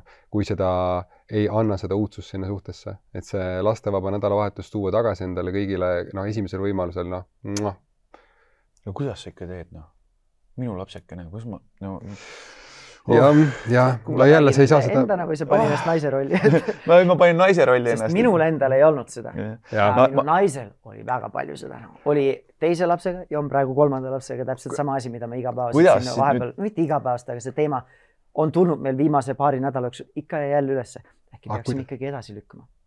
Äkki peaksime midagi muud ikkagi välja mõtlema. Äkki kingime ära selle kinkekaardi, mis meil on see... meil on see Epper Kärsini, see romantiline, see mis iganes see pakett on seal Wagenkülis. Et saime selle kingituseks, et äkki ikkagi peaks ära kinkima, äkki peaks edasi lükkama midagi, et ikka on see, ma ei tea, kas see hirm või ärevus või ebakindlus on naises olemas nagu ikka. Aga kuidas sa toetad? Jah, mis nõu sa annaksid siin nagu teistele meestele või teistele naistele, kes kuulavad, kellel ka täpselt samamoodi on seda raske teha? Me teame ka see, kui tugevalt see nähtamatu nabanööriks ühendatud on ja kui see esimene 2 tundi, kui sa annad lapse ära ja esimene rääkimata öö, et sa annad oma lapse nagu ära ja sa ei ole öösel lapsega koos, et see ongi keeruline. Aga mis nõu sa annad? Ma ise vastama küsiksin teie käest. Te olete midagi teinud, mis on teid hirmutanud? Kas me oleme midagi teinud, mis on meid hirmutanud 100%? Kindlasti. Kuidas te sellega hakkama saanud? Kas olete jõudnud sinnani, et enam hirmu ei ole ja siis teinud? Või? Vist ei ole. Ei ole vist ikkagi on hirm ja see julgus ongi see, et teha ikkagi hoolimata hirmust. See ongi meie kogemus on olnud selles mõttes sama, et see ei tähenda, et ma pean hirmu ignoreerima või seda pisendama või tühistama. Et see on okei. Ja see on täiesti mõistuslik isegi, kuigi minul mehena on väga raske ennast sellesse kingadesse panna päriselt kogemuslikult samal tasemel seda kogeda, aga ma saan proovida mõista ja aru saada oma naisest. Meil on nagu lihtsam sellega, et me oleme selle sama mängu ükskord läbi elanud. Et kui me selle teise lapsega läksime, ma ei tea miks, aga minust me teadlikult tegime otsuse, et me läheme Tartust eemale. Et me läksime Narva Jõesuusse. et ei ole väga lihtne tagasi tulla sealt. Ei ole isegi, esiteks ta natuke vist kaugemal isegi kui Tartu-Tallinna, aga lisaks sul ei sõida iga poole tunniga bussid. Et me läksime sinna ja siis esiteks need emotsioonid ja see ärevus ilmselt oli üleval juba nii või teisiti. Me jõudsime autosõidu ajal kergelt tülli minna juba. Me lähme nagu millessegi, mida me oleme nii kaua oodanud, lastevaba nädalavahetus. Juba hakkasime raksu minema autosõidu ajal, on ju. Selle lahendasime ära seal ja siis naine oli terve esimese päeva nagu, ei, mina lähen tagasi, mina ei saa, minu beebi, kuidas me üldse sain mõelda? Et ma olen nii halb ema. Ja siis olimegi see, et meil mingid hoolitsused ja asjad, et okei. Et siis on 2 valikut, et kas, või 3 valikut, kas me läheme koos kohe tagasi hakkama sõitma või siis mina lähen autoga, sa vaatad ise, kuidas sa tagasi tuled, kui sina tahad siia jääda. Või siis, kui umbes see variant ei ole, siis et ma lihtsalt otsin ise endale muu viisi ja sina saad autoga tagasi tulla, siis mine topelthoolitsustesse, tee, mis sul on vaja, et kui sina pead siia jääma või tahad siia jääda. Ja siis lõpuks nii-öelda selle kuulamise, peegeldamisega, selle ruumi pakkumisega jõudsime sinna kokkuleppele, et me oleme esimese öö ära ja siis lähme. Kui vaja, siis lähme koos ära. Kui ei suuda nagu. Ja siis oli esimene õhtu, oli esimene öö, siis pärast seda oli see hommikusöök ja siis juba naine oli natukene leebunud selles oma seisukohas ja siis ikkagi me otsustasime, et me jääme sinna ja see teine päev ja me oli päris mitmel korral just esimestest kordadest. See teine päev on see, kus on nagu tegelikult see päris see sügavus tulnud suhtesse või sellesse suhtlemisse, et ei räägi enam pinnapealsetest asjast, me suudame päriselt näha teineteist sellisena, kus me parasjagu oleme, olemas olla teineteisele, rääkida ja jagada päris asjadest, mis praegu on aktuaalsed ja nii edasi. Et esimestel kordadel see teine päev oli see just see väärtuslikum, sest see esimese 24 tunniga on see kõik see pinnapealne asi nagu lahti lastud juba või läbi käidud juba. Ja nüüd oleme sellises kohas, et tavaliselt kui me läheme juba, siis see autosõit sinna juba on see, et lastest vaba nüüd. Siin on see, mis mina praegu hinges toimub, siin on see, mis sinul praegu hinges toimub ja nii edasi. No, et siis enam, et nüüd on juba see autosõit või see reis juba sinna, mõnikord oleme lennanud ka, et see reis juba sinna on see, kus nüüd oleme avatud, saame olla avatud ilma selleta, et peaks nagu mitte nagu muretsema, aga et mul on aega sinu jaoks ja sul on aega minu jaoks. Et keegi ei tule ripu jala küljes, kuule, issi, emme, see või see on ju, et ma teame, meil on praegu aega teineteise jaoks ja me saame tõesti nagu vabaks lasta teineteisega ennast oma asjadega, oma teemadega, mis on lahti arutamata jäänud ja nii edasi. Aga nüüd, kui see 48 tundi võibki olla liiga suur samm paljude jaoks, nagu nii suur ärevus, et sa oled nagu terve 48 tundi ärev, et sa ei lase lahti sellest või ei suuda sellest lahti lasta. Et siis äkki ei pea suruma seda 48 tundi. No. Äkki alustada sellest, et teeme 4 tundi. Vanaema, keegi teine lapsehoidja jalutab kuskil kesklinnas, seal kuskil kärutab ringi ja me läheme lihtsalt 4-tunnisele kohtingule. Ja võib-olla teeme enne mingid kokkulepped, mis teemasid me arutame või mis teemasid me täna sel ajal ei aruta, näiteks ei aruta pere logistikat või mis iganes asju. Et võib-olla alustada sellest. Ja siis alustada sellest, me oleme samamoodi, Tartus elame, me oleme mõnikord käinud niimoodi, et me oleme lihtsalt Tartusse hotelli 2 päevaks. Et lihtsalt lähed nii lähedale, et sa suudad eemalduda lapsest, ilma et sa tunned, et sa oled liiga kaugel. Lähed 9-9 lihtsalt sama linna, hotelli või kuskil. Ka keskkonnavahetus ka toimib? No, meie oleme teinud seda alati, et on keskkonnavahetus, et me ei jää koju, lapsed jäävad koju, meie läheme välja. Ja logistilises mõttes, kuna see on natukene võib-olla meie enda seisukoht, sest mina olen ise ettevõtja, ma saan võtta nädalavahetuse teisipäev, kolmapäev, neljapäev ka ja siis töötada vajadusel, kui vaja teinekord rohkem või mõned laupäevad on ju. Et me oleme, kui me naisega ükskord mõtlesime, vist kõik korrad, mis me oleme teinud seda lastevaba nädalavahetust, pole kunagi olnud reede, laupäev, pühapäev. Kõik korrad on tal nädala keskel, sest see on meie tugigrupile palju lihtsam, sest lapsed on koolis või lasteaias on ju. Sa ei pea nagu 24/7 lastega koos olema, sa lähed lihtsalt kooli või lasteaeda järgi, sa pead õhtu ära sisustama, hommikul viid ära jälle ja nii edasi. Et mingile hetkel oligi meil ämm oli siis, praegu on ta juba pensionil, aga siis oli, vanavanemad on näiteks tööl veel, et siis nad ei saa 24/7 võib-olla koos olla või nii väsinud ise ka, et nädalavahetus ka veel nii-öelda tööl on ju lastega, et siis töönädalale vastu minna järgmine nädal võib olla keeruline.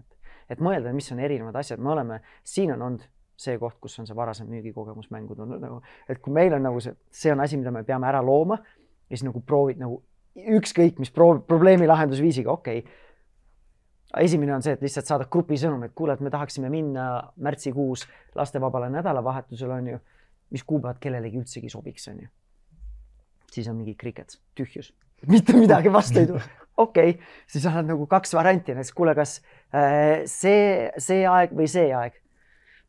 Ei ole, grupi sõnum ei tööta, siis hakkad üks ühele suhtlema, et kuule, mis sulle sobiks, kas oleks mingi võimalus ja siis ongi, et lähed juba sinna, et kuule, et see on asi, mida meil on vaja, et me suudaksime hästi funktsioneerida perena, et me suudaksime olla teineteise jaoks olemas, et me suudaksime laste jaoks olemas olla, et see ei ole asi, mida me lihtsalt tahaks, et kui sul on võimalus, siis äkki tuleb, meil on seda vaja. Aus. Et mis on variandid, mida me saame teha või ongi, kui vennaga või õdedega teha, et ongi, mida me saame vastu pakkuda, äkki te tahaksite ka minna, et meie võtame need lapsed 9 nädalavahetuseks, te võtate meie lapsed 9 nädalavahetuseks, käsi peseb kätt, teeme mingit siukest natuurat, on ju, et ongi, et te saate, meie saame, kõik on happy'd, on ju. Aga mõista seda, et see on oluline, see on suhte jaoks oluline, ilma selleta, põhimõtteliselt ei mängi, eks ju, et see on vaja tuua mängu lihtsalt. Absoluutselt, me nagu esimese küsimise peale, me ei ole vist kunagi saanud seda. Et see ongi see, et kui ma suhtlen näiteks, töötan ka peredega, et see on asi, mis on vaja, on ju, siis ei, meil ei ole see võimalik. Olete proovinud? Oleme küsinud. Mitu korda? Iga kord oleme ükskord küsinud, et siis kokku 10 korda, aga ükski kord ei ole ära loonud, on ju. Et see ei tähenda, et sa pead hullult nagu peale käima ja nuiama nagu need kõige halvemad need ostukeskuse müügimehed, kes tahavad sulle müüa mingit internetipaketti või pensionifondi, et nendes on ka häid näiteid, ma ütlengi kõige halvemad versioonid nendest on, et see hullud käid peale niimoodi, et keegi ei taha, võtaks kontakti nimekirjast ka telefonist maha pärast, on ju. Aga selles mõttes, et nagu olla ise piisavalt selline, ma ei tea, kas nagu otsekohane, aga selles mõttes, et mis on see eestikeelne kõige parem, persistent? Järjepidev. Assertive, on ju, et ongi sellist nagu järjepidev, enesekindel või selline nagu öelda nii, nagu asjad on ja sihikindel on ju. Ja see loob. Mõnikord loob, mõnikord ei loo. Mõnikord ongi see, me oleme märtsikuu asja näiteks aprilli lükanud. On ju. Et noh, kui ei küsi mitu korda, siis suure tõenäosusega ikkagi ei saa ka. Aga see on põhjendamise koht ka, ma mäletan, minul ja mul kaasal oli algusel ikkagi valehäbi, et me ainult siis saime endale lubada seda üksteisega olemise aega, kui mõtlesid välja mingisuguse tööülesande. Et sa pidid teelt tööl olema. Et nagu jah, et nagu siis nagu võiksid vanavanemate juurde minna. Et sa valetasid, et sa lähed tööle, lähetusele kuskile. Ei, nagu nii-öelda panin töö ja siis selle vaba aja nagu nii-öelda panid kokku, et nagu kuna mingisugused kontserdil üritusi ka sain nagu mina korraldada venna naisele. Et siis selle just, kui panid siis nagu nii-öelda töö ja teide aeg, siis just võis minna vanavanemate juurde rääkima. Et ma sain lõpuks aru, et see on nagu väga vale, et ainult sellisel juhul nad peavad lapsi hoidma siis, kui meil on nagu nii-öelda jama. Kuni siis ühel päeval oligi, läksin ämma juurde, ütlesin, nüüd on pekkis nagu, et meil on nagu, me ei funktsioneeri oma vahel. Ja ma ütlesin, et sorry, aga ma täna ei saa nüüd lapsi vaadata, et mul on siin natukene vererõhk kõrge, mis ma ütlesin, et sa hakkad üsna varsti neid väga palju nägema, sest me läheme lahku. Sest meil on nagu praegu päris tuksis see värk. Siis ma ütlesin, issand jumal, mis kohe ei öelnud? Mis te kohe ei öelnud? Me olime siin näiapapaga ja noored pidevalt viisime siin lapsi ja enda vanavanemate juurde. Ja siis ma sain aru, et kommunikatsioonis oli asi, et tegelikult ma olen kogu aeg valehäbi tundnud ja räägingi, et olukord on praegu siukene, et meil on vaja omavahel suhtlust kaasaga, et olla paremad kaaslased üksteisega, paremad lapsevanemad ja on hoopis teine mõistmine. Ma polnud kunagi varem seda nagu nii-öelda seda kohta katsetanud. Sealt tekkiski see. Seal võib olla palju erinevaid uskumisi. Võib-olla valehäbi, võib-olla on see, nagu mis mina olen oma naiselt tajunud, ongi see, et noh, kuidas ma saan, et mulle lapsed on kõigile koormaks ju. Okay. Et nagu, et mina saaksin head aega veeta, siis keegi teine peab kannatama. See nagu ebaõiglane, nagu see ei ole ka, kuidagi ei olnud talle, ei olnud kerge nagu vastu võtta või sellist nagu reaalsust on. Aga saab neid asju nagu siis proovida kas ümber sõnastada või vaadata teise pilgu alt või vaadata, kas nad on jällegi adekvaatsed hirmud või nii-öelda sellised uskumused. Et tegelikult on võimalus vanavanematel luua lähedane suhe oma lastega näiteks, eks ju. Mina tahan, et ja ongi, mina isiklikult nagu isekalt tahan, et minu lapsel oleksid tähenduslikud suhted erinevas põlvkondas inimestel, et see nagu rikastab nende maailma. Lisaks, kui ma nüüd kujutan ette ennast vanamehena, ma väga tahaksin enda lastega nagu suhet hoida, et ennast noorema hoida, mis iganes põhjustel on ju. Et proovidagi siis võib-olla mõnikord küsitleda neid uskumusi ja vaadata, et mis seal taga tegelikult on. See on nii äge koht, et mul ennem tuli siin nagu nii-öelda saate alguses tuli ka vaatas üles, et tegelikult, kus kohas me kasvasime, et me vanemad teenisid ju suurt isamaad ja olid kõvasti tööd ja värki, et polnud aega tegelikult lastega ju olla selles kohas, et olla nende jaoks olemas. Aga lihtsalt mulle endal nagu tuli meelde see, et see koht tuli tagasi siis, kui nad said vanavanemateks. Et kui mina olin suveti vanaema juures, mul ei olnud ka päris siuke tüüpiline pannkoogi vanaema, tule kallistame ja teeme pannkoogi kohe, aga mul sugulastel see onu nüüd, kes nagu seal ära suri, tema nagu ämm, kui ma käisin tal külas, siis tema oli see, kus ma siis läksin ja siis lihtsalt pugesid sinna killuka kaissu. Iga kord, kui seal majast mööda käisid, Kadrina sõin ja tatsasid, lapsed, nüüd tulete siia, aitate mulle natukene siin puid laduda ja siis kohe olid pannkoogid ja asjad olid. Aga ta omal ajal enda lastele ei saanud seda pakkuda, siis ta pakkus seda lapselastele. Ja täna, kui ma seda kohta nagu nii-öelda vaatan, siis minu paps, kes ei olnud minuga lähedane, on täna minu lastega nagu super vanaisa. Ta saab selle teise võimaluse ja nüüd ta paneb, nii see on olnud pensionär ja nad panevad nagu full. Need lapsed lihtsalt lähevad ja naudivad seda, kui nad saavad seal olla nagu, et see on nagu äge, et sellele põlvkonnale anti see teine võimalus ja tulevad tagasi. Seda märgata ja lastel kogeda ka. Kui need vanavanemad ei taha seda vastu võtta või on hoopis teistsuguse temperamendiga, ei näe võib-olla seda vajadust, et see on ka it is what it is. Me ei saa teisi inimesi muuta. Nende soov, jah. Kui paari suhtest rääkida, mis on olnud kõige suuremad kriisid, kas need depressiooniajad on olnud või mis on kõige suurem kriis, mida te olete pidanud nagu paari suhtes paarina läbi tegema ja kuidas te sellest olete läbi tulnud? Meil on, ma olen toonud sellist 3-4 võib-olla sellist kriisi. Me oleme naisega olnud koos keskkoolist saati. Ehk siis mina ütleme... olin 17, tema oli 18. Okei. Ja no me oleme siin üks selline suhte selline nagu ekspert või koolitaja terapeut, keda me oleme palju nagu jälginud ja kes meid nagu kõnetab, on Ester Perel. Tean. Ja Ester Perel on öelnud, mis meid nagu oligi see ahaa või äratundmise moment on öelnud, et tänapäeval, kus me ootame suhetes palju rohkem, on ju, kui varasemates põlvkondades võib-olla, et siis on täitsa loomulik, kui sul on ka ühe sama inimesega mitu suhet. Sest ma olin 17, ta oli 18. No mis erinevus praegusega võrreldes? Ma ei ole sama inimene, kes ma olin 17, nagu väärtused, arusaam maailmast, mis iganes. Et see nagu on hoopis teine maailm, et ei saagi isegi arvata, et meie suhe on samasugune, mis ta oli siis, kui me olime 17 ja 18. On ju.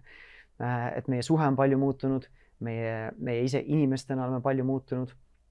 Ja siis ongi, et mingid sellised nagu kriisid, jällegi kriis alati ei tähenda seda, et peab midagi halvasti olema, aga kriis ongi see, et see on see muutuse koht, kus see, kuidas me oleme siiani seda teed käinud, samamoodi nagu kas edasi ei saa või edasi ei taha täpselt samamoodi teha, et see ongi see, et midagi peab muutuma, et see on see nagu muutus, on see kriis.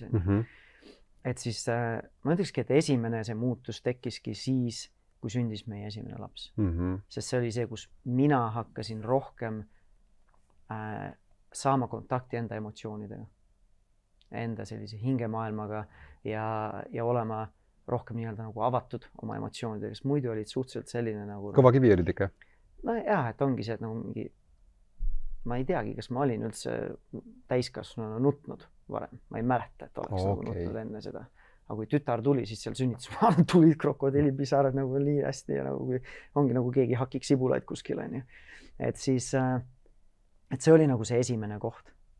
Siis see nii-öelda see teine suhe otse kui ei kestnud väga kaua, sest see teine raputus tuligi siis, kui meil oli teise lapsega see sünnitusjärgne depressioon ja see suitsiidi mõtted. Ja sealt hakkas see muutus tulema naisest lähtuvalt, sest naine ei olnud enda vajadusi meie suhtes väljendanud. Sest tema oli saanud oma minevikust sellise mustri, et tema ülesanne on nii-öelda mitte paati raputada. Paadi raputamine on ohtlik, kui tema väljendab enda vajadusi ja mina võib-olla nendega nõustu, see võib ohtlik olla. Konflikt. Ja siis oligi niimoodi, et esimesed 10, 12, 13, 14 aastat siis me elasime sellises roosade prillidega suhtes või maailmas, kus minul tundus, et mul on jumala äge naine. Kõik on korras. Asju, mida minagi tahan nagu. Ma tahan seda, ta tahab ka nagu, üliäge ju, unistus ei mingit konflikte, asju nii palju eriti ei ole, on ju. Ja siis kõik on lihtne nagu. Ja siis oligi, kui me lõpuks jõudsime sellisele äratundmisele mõlemad, et see on see, mis peab muutuma, et tema peab hakkama enda vajadusi mitte ainult väärtustama, aga ka kommunikeerima. Et ta peab esiteks tunnistama neid, ise leppima, et temal on ka vajadused ja siis ta peab neid kommunikeerima kõiges selles hirmus, et kui tema tunneb, et see on elu ohtlik või siis on suhte lõpp, kui tema kommunikeerib oma vajadusi. Ja minu õppimise koht oli, et intellektuaalselt ma loomulikult tahtsin, et mu naine oleks õnnelik ja tema vajadused saaksid ka rahuldatud, aga vahel oli pekki kui raske. Kui ta ei taha, mida mina tahan? Ja ta oli alati ju varem tahtnud nagu. Et siis oligi see, et nagu iseendaga selline töö tegemine, et nagu võtta see vastu. Et ei saa nagu mina lihtsalt teerulliga teha seda, mida mina tahan või tahan. Et pidid ennast ka päris palju muutma seal. Et mõlemalt poolt tuli see ja ongi, et see minu muutus, tema muutus lükkas minu muutus andis talle kindlust ja nii edasi. Ja see on asi, mida, et see ei ole jälle see, mida me oleme ära lahendanud, aga see on asi, mis see muutus käima sai lükatud ja me siiamaani nagu töötame sellega, et järjest rohkem. Ma ütleks ka, et viimase aastaga samamoodi on järjest rohkem ma olen õppinud ennast väljendama, enda vajadusi, enda soove ja nii edasi. Et see oli see, kui meil algas siis niimoodi võiks öelda siis nagu otse kui kolmas suhe. Ja see oli see teine kriis. Siis kolmas kriis, mis võib-olla oli kõige selline nagu plahvatuslikuma energiaga, oligi see, et kui me olime siis mõned aastad siis elanud selles uues nii-öelda suhte dünaamikas ja uutes reeglites ja mängureeglites ja tundnud, et ongi, et tegelikult on päris äge juba. Päris heas kohas oleme suhtega ja siis me mõlemad olid varasemast suhtest luugered kapis ja siis me mingil hetkel otsustasime minu initsiatiivil, et tahaks need asjad nagu ära lahendada. Me tahaks need päevavalgele tuua, et me nagu oleme täiesti nagu puht nii-öelda avatud raamatud teineteise ees. Ja siis, kui me rääkisime oma nii-öelda sellistest nagu kõrvalsuhetest või petmistest, mis meil oli esimeses suhtefaasis, selles, ma ütleks, ebateadlikus suhtefaasis, kus mina arvasin, et kõik on hästi, Maret surus oma vajadusi alla, siis tegelikult mõlemapoolselt oli selles perioodis petmist. Ja kui me sellest petmistest rääkisime, siis see tõi väga sellise plahvatusliku muutuse energia kaasa, sest see oli see koht, kus see tegi ülipalju haiget ja isegi see, kui need olid minevikus toimunud, et need tegid ülipalju haiget ja see oli see koht, kus me otsustasime, et mis seal edasi saab. Ester Perel räägib oma sellest petmisest, mis see raamat oli, petmine ja armastus või midagi sellist. Petmine oli seal raamatu pealkirjas see, mis on eesti keelde ka tõlgitud. Et siis Ester Perel ütleb ka, et see on nagu sul on paar varianti või mõned variandid sellises olukorras. Esiteks, kas olla elu lõpuni koos ja kibestunud ja iga tüli jooksul jälle need trumbid välja käia. Relvadena kasutada seda kogu aeg. Üks ja siis teine variant on, et mine lahku olla ja kibestunud. Ja siis on variant, et tulla sellest koos läbi ja siis vaadata ikkagi me ei taha või ei suuda, ei saa koos olla ja minna lahku. Või siis tulla sellest läbi nii, et tervendada need kohad ja siis jääda kokku. Ja siis me otsustasime kõige selle suure valu keskel, et me tahame kas kolmandat või neljandat varianti. Kas kohe siis, kui see tuli või oli selline, ütleme, paar nädalat sellist ikkagi nagu, ütleme, hõõrdumise perioodi ka, või te otsustasite suht kohe selle, et kuule, et me valime selle viimase? Me ei valinud seda viimast, valisime kas kolmanda või neljanda. Et kas me läheme hea koha pealt lahku või me jääme hea koha pealt kokku. Üks või teine nendest, et see tuli suhteliselt nagu kiiresti. Et tunne või selline märkamine või tunnistame ka, et see on see valu, kus me peame koos läbi minema, sest see on nagu ülikeeruline, üliraske emotsioon, nagu, et kui ma jätan selle enda sisse, siis see ei tee nagu head kellelegi. Ei meile, ei lastele, meie suhtele kellelegi. Et siis see lükkas siis sellise uue muutuse käima, kus me saamegi olla teineteisega veel siiramad ja veel ehedamad ja veel avatumad ja haavatavamad. Et me julgeme rääkida nendest asjadest, mis teevad ka haiget. Ja kogu selle protsessi kaasprodukt oli ka, et siis tegelikult meie selline füüsiline, mitte ainult füüsiline, tegelikult seksuaalne suhe läks hoopis teisele tasemele, mitte koheselt, aga läbi selle protsessi, läbi selle tervenemise protsessi ja läbi selle valu, kus meil said rohkem nagu meie suhtesse tulla seksuaalfantaasiad. Me saime neid lubada teineteise fantaasiat nii-öelda vastu võtta, isegi kui võib-olla mõned tekitasid näiteks mingid fantaasiad võisid tekitada armukadedust või mingid muid asju. On ju. Et see sai meie suhtes nüüd avaneda hoopis teisel tasemel. Nagu. Et ilma selleta jälle ma arvan, et seda ei oleks tulnud. Ja tegelikult kõik need need muutused olid rasked, aga kõik need muutused tõid mingi uue taseme meie suhtesse. Ilmselgelt ja need on väga korralikud muutused, eks ju. Et ma just selle viimase kire osas ka, et seda ütleb Epp Kärsin ka täpselt samamoodi, et kui nad nimetavad, kui need suhtesõlmid, eks ju, mis on sees, et sul ei saagi see kirg ja voodielu jõuda sellesse kohta, kui need teemad on lahendamata. Et tegelikult isegi sa mõtled seda küll, et ma hoian seda enda sees ja hoian seda endale ja et mis seal ikka, mis ta siia seda suhet mõjutada saab, aga tegelikult saab. Mõlemad pooled ju tegelikult teadsid, et midagi on nagu paigast ära. Et ja see lähedus muutus oluliselt suuremaks pärast seda, kui sai ausus tulla ruumi. Ja ma ütlekski, et mis see nagu kogemus tõi, kui me räägime nüüd seksist, et ma ei tea, kas nagu see füüsiline kogemus on see, mis nagu väga palju kõrgemale tasemele on läinud, vaid pigem just selline hingeline kontakt. Et usaldus, julgus, ehedus, haavatavus. Et kui ma olen mingi 20-ndates ja siis keegi olgu vahet ei ole, kas ta mingi tantrist või lihtsalt elukogenud inimene, et see seks on ikka selline hingeline. Lihtsalt anna minna. Ma teen 3 korda öö jooksul, 4 korda, mis iganes, ultea on, mis iganes on ju. Et siis see tegelikult see emotsionaalne ja selline hingeline intiimsus on tegelikult ülioluline komponent, mida me nüüd siis oleme avastanud nende viimaste aastatega ja mis on olnud väga-väga nagu ägeda kvaliteedi toonud nii meie nii-öelda magamistupa, aga ka üldse suhtesse.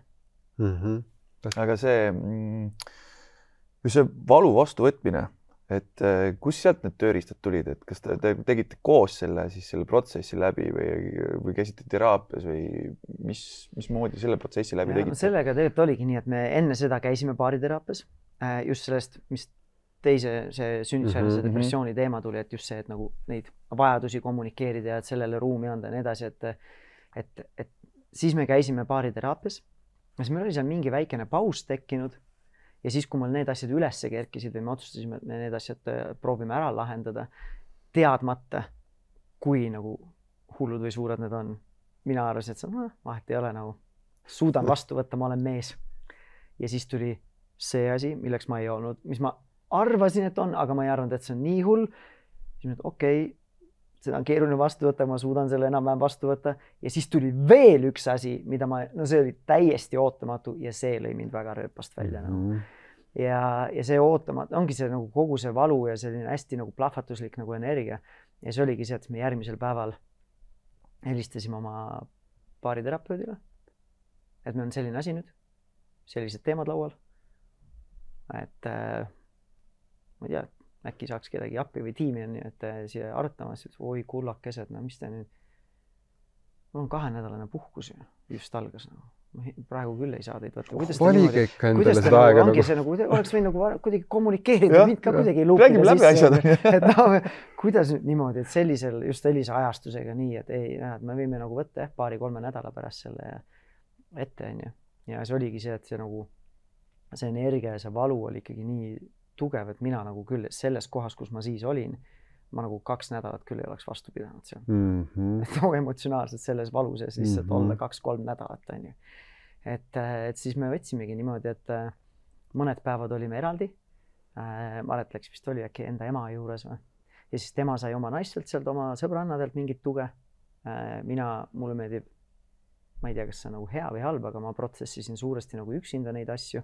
Ja see oligi see, et mina kuulasin audioraamatut Ester Perelli oma, siis Maret luges seda eesti keeles, mina kuulasin ingliskeelset audioraamatut ja siis me võtsimegi otse kui selle endale, otse kui nagu terapeudiks sinna appi.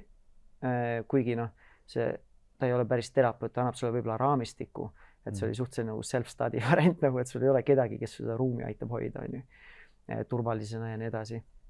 Aga siis nende parimate oskuste ja võimekustega, mis meile kogu selle valu sees oli, nagu et me püüdsime seda raamistikku nagu rakendada. Ja tundus, et tegelikult kokkuvõttes tagasi vaatas, et tundus, et päris hästi saime nagu hakkama, et väga suures osa sellest protsessist me tegime ikkagi 2 läbi. Ja oli päris palju pisarat, oli palju teineteise peale karjumist, oli ka seksi, et kogu sellest protsessist nagu läbi tulla. Aga mingite, ma ütleks selle kogu see nagu lõviosa sellest protsessist me tegime läbi 2 ja siis pärast terapeudiga saime seal mingeid asju veel läbi mängida, läbi käia ja jõudsimegi sinna kohta, kus see ei ole teema, mis meil ei ole, see on minu osa, üks osa sellest oligi aktsepteerida seda, et päriselt see on see, milline mees ma olen. Kui ma peitsin seda, siis nagu oli lihtne nagu võib-olla ennast ka petta, et ma küll ei ole selline vend nagu. Et see oli üks osa sellest ja siis see suhteasi, kui palju tema mulle haiget oli teinud ja see usaldus ja see taastamine. Aga nüüd oleme sellises kohas, kus me saame seda rääkida. Me oleme siin seal isegi paarina vestlusringe teinud ja rääkinud sellest kogemusest. Et ei ole selle teema rääkimine ja lahkamine ei triggerda meid, et see ei kergita üles mingit suuri emotsioone, et ma pean nüüd hakkama reguleerima neid emotsioone, sest see ketrab üles mingid tunded ja armukadeduse või mis iganes või valu. Mis sa arvad, millal see on nagu, ma tunnen, et see haava on otse kui nagu armistunud, et see on olemas. Me tunnistame, me näeme seda haava ja seda armi, aga ta ei ole enam haava. Ta on ära seotud, ära armistunud. Kaua selleks läks, et kaua aega sellest möödas on, kui see hetk oli, kui te tulite ausalt üksteise eest välja? Et palju sellest aega möödas on? Praeguseks? Jah. Äkki 5 aastat või 4 aastat või? Nii et ütleme siuke nagu võib-olla 3-4 aastat võttis ka aega, et see ära armistuks või et sa saaksid öelda, et ta ei tegerda enam. See ei ole niimoodi, see ei ole see, et on jah või ei. Nagu must või valge. Et ma ütleks, et see oligi nagu protsess, mis nagu suure töö tegelikult tegime ära selle esimese 2-3 nädala. Et ongi, kui me juba terapeudi juurde läksime ja teraapias neid asju rääkisime, siis me isegi tegime mingid just teraapiasessioonid veebis üldse, sest me olime Eestist matkaautoga ära minemas või ära läinud nagu. Et siis oligi see, et see samal perioodil otsustasite te veel... Me elasime matkaautos juba Hispaanias okay. Ja siis tulime suveks Eestisse ja siis suve lõpus seal Eestis otsustasime need asjad lahti teha ja siis me hakkasime ära sättima varsti uuesti Kreekasse matkaautoga. Et siis oligi see, et sel hetkel, kui me juba nagu terapeudiga hakkasime tööd tegema, siis tegelikult see ei olnud selline teema, mis nagu toob väga üliplahvatusliku energia ülesse. Et siis olime juba nagu, ma ütlengi, nagu lõviosa sellest tööst ära teinud. Tavai, okei. Eks iga kord, kui me praegu naisega arutame ka, et mingil määral võib-olla jällegi toob meid, distantseerib meil sellest valust nagu üha rohkem ja rohkem. Väga ilusad tähed jagad seda kogemust. Ma ei teagi, tahaks nii-öelda kuulda kahest asjast, aga kuna sa tõid selle matkaauto sisse, siis kuidas sellega, et see tundub mulle, me oleme käinud perega matkaautoga nii-öelda siis viiekesi seiklemas siuke 3 päeva ja 4 päeva vist on ka kõige nagu pikem olnud, et see on nagu, ütleme nii, et ei ole selline kõige rahumeelsem kogemus nii-öelda, vähemalt mulle nagu olnud. Te võtsite niimoodi, et te panite lapsed auto peale ja läksite kohe väga pikaks ajaks. Jah, meil oli endal ostetud või laenuga ostetud siis kodu, Tartus. Äge kodu, mis mõlemale meile meeldis. Ja siis ühel hetkel siis ma käisin välja, et kuule, aga mis oleks kui? Ostaks matkaauto ja tõmbaks jeed elaks natukene mingit sellist teistsugust elu nagu. Ja me oleme kuidagi tegelikult päris kiired otsustajad. Et sellest hetkest, kui esimene kord ma selle lauale tõin meil, siis meil 2 nädala pärast oli maakler oli meil kodus, kirjutasime maakleri lepingule alla, et ta hakkab meie kodu müüma. Ja siis hakkasime autot shoppama 2 nädalat hiljem. Ja siis natukese aja pärast oligi ta vist läks kuu-poolteist või midagi, kui oligi kodu müüdud, andsime võtmed ära ja tõmbasime siis Läti piiri poole ja siis lõunasse. Et kokku me olime matkaautos, matkaauto elustiil elasime peaaegu 1,5 aastat. 1,5 aastat? Jah. Okei. Et sellest olimegi alguses olime Hispaanias, siis tulime suveks Eestisse ja siis läksime Kreekasse ja siis järgmiseks suveks, kui me tulime tagasi Eestisse suvel kuskil juuni mingil ajal keskel või midagi, et siis otsustasime, et siis tõmbame sellele eluperioodile joone alla ja siis hakkasime matkaautot müüma. Ja siis arvasime, et natukene paiksemaks, olime siis natukene 2 aastat Eestis ja siis mõtlesime, et ikkagi sügeleb. Ja siis läksime Hispaaniasse, aga mitte matkaautoga enam, aga rentisime siis kodu. Ja siis tulime jälle 2 aastaks tagasi ja praegu oleme sellise otsuse eest, et kus me praegu sel hetkel, kui me siin räägime, siis see nädal otsustame ära, et kas me läheme uuesti Hispaaniasse aastaks või peale või mitte. Okei, selline oluline koht praegu. Ja see praegune otsus on samamoodi, et nädal aega tagasi meil ei olnud seda laua peal. Spontaanne.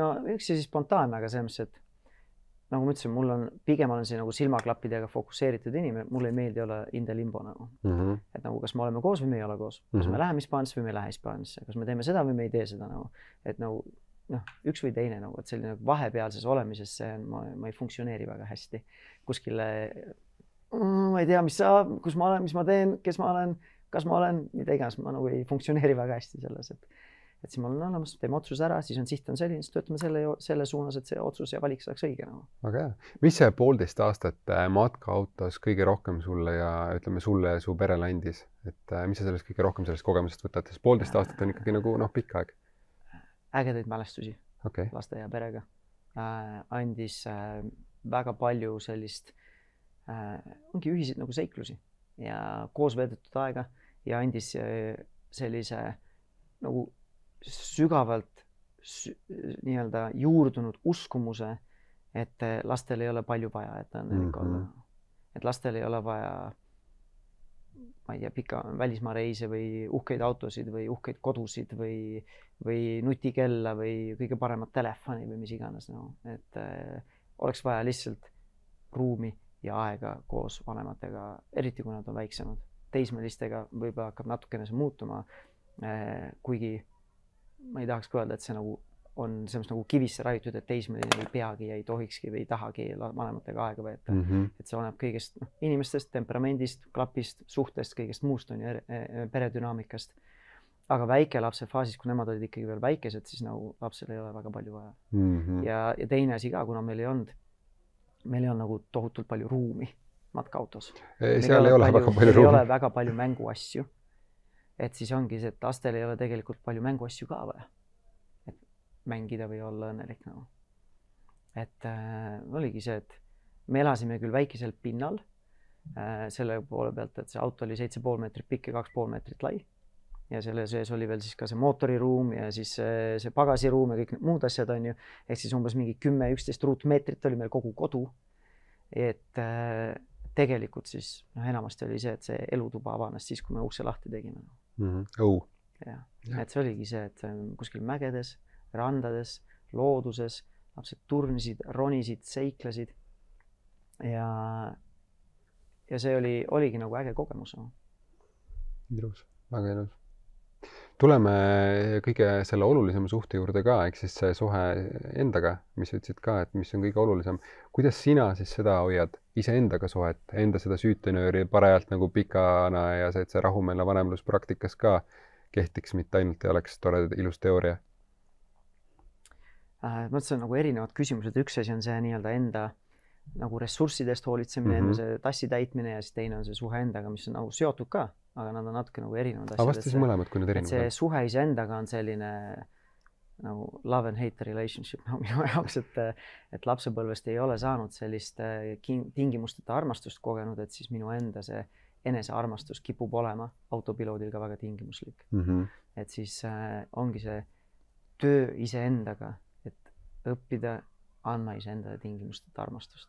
Kas sul on mingi, ma ei tea, praktika või mingi käitumine või mis see päriselt tähendab, et näiteks mina ka soovin endale siis anda seda tingimusteta armastust, mida ma selleks tegema pean, mis see tähendab? Lähed peegli, et hakkad iseendaga rääkima või? No see peeglis endaga rääkima minu jaoks tundub äkki klonaadi mängida minu jaoks. Ma ei ütle, et see ei ole tõhus. Mulle lihtsalt see tööriistana mulle ei tööta. Ma ei tunne ennast võib-olla siirana. See tundubki nagu kuskil see Stuart Little'i ma olen see ja see ja see ja vaba. Et see mulle nagu kuidagi endale isiklikult ei istu. Et minu jaoks kõige nagu parem nagu tööriist on olnud ja mida mina kasutan ikkagi sagedasti, on üksinda olemine. Ja üksinda olemine selliselt, et ma olen päriselt üksinda selliselt, et ma ei saa sisendeid teistelt inimeselt. Podcastid ei ole klapis. Ma ei kuula muusikat ka, sest muusika samamoodi. Annab sulle emotsioone, viib sind mälupiltidesse ja nii edasi.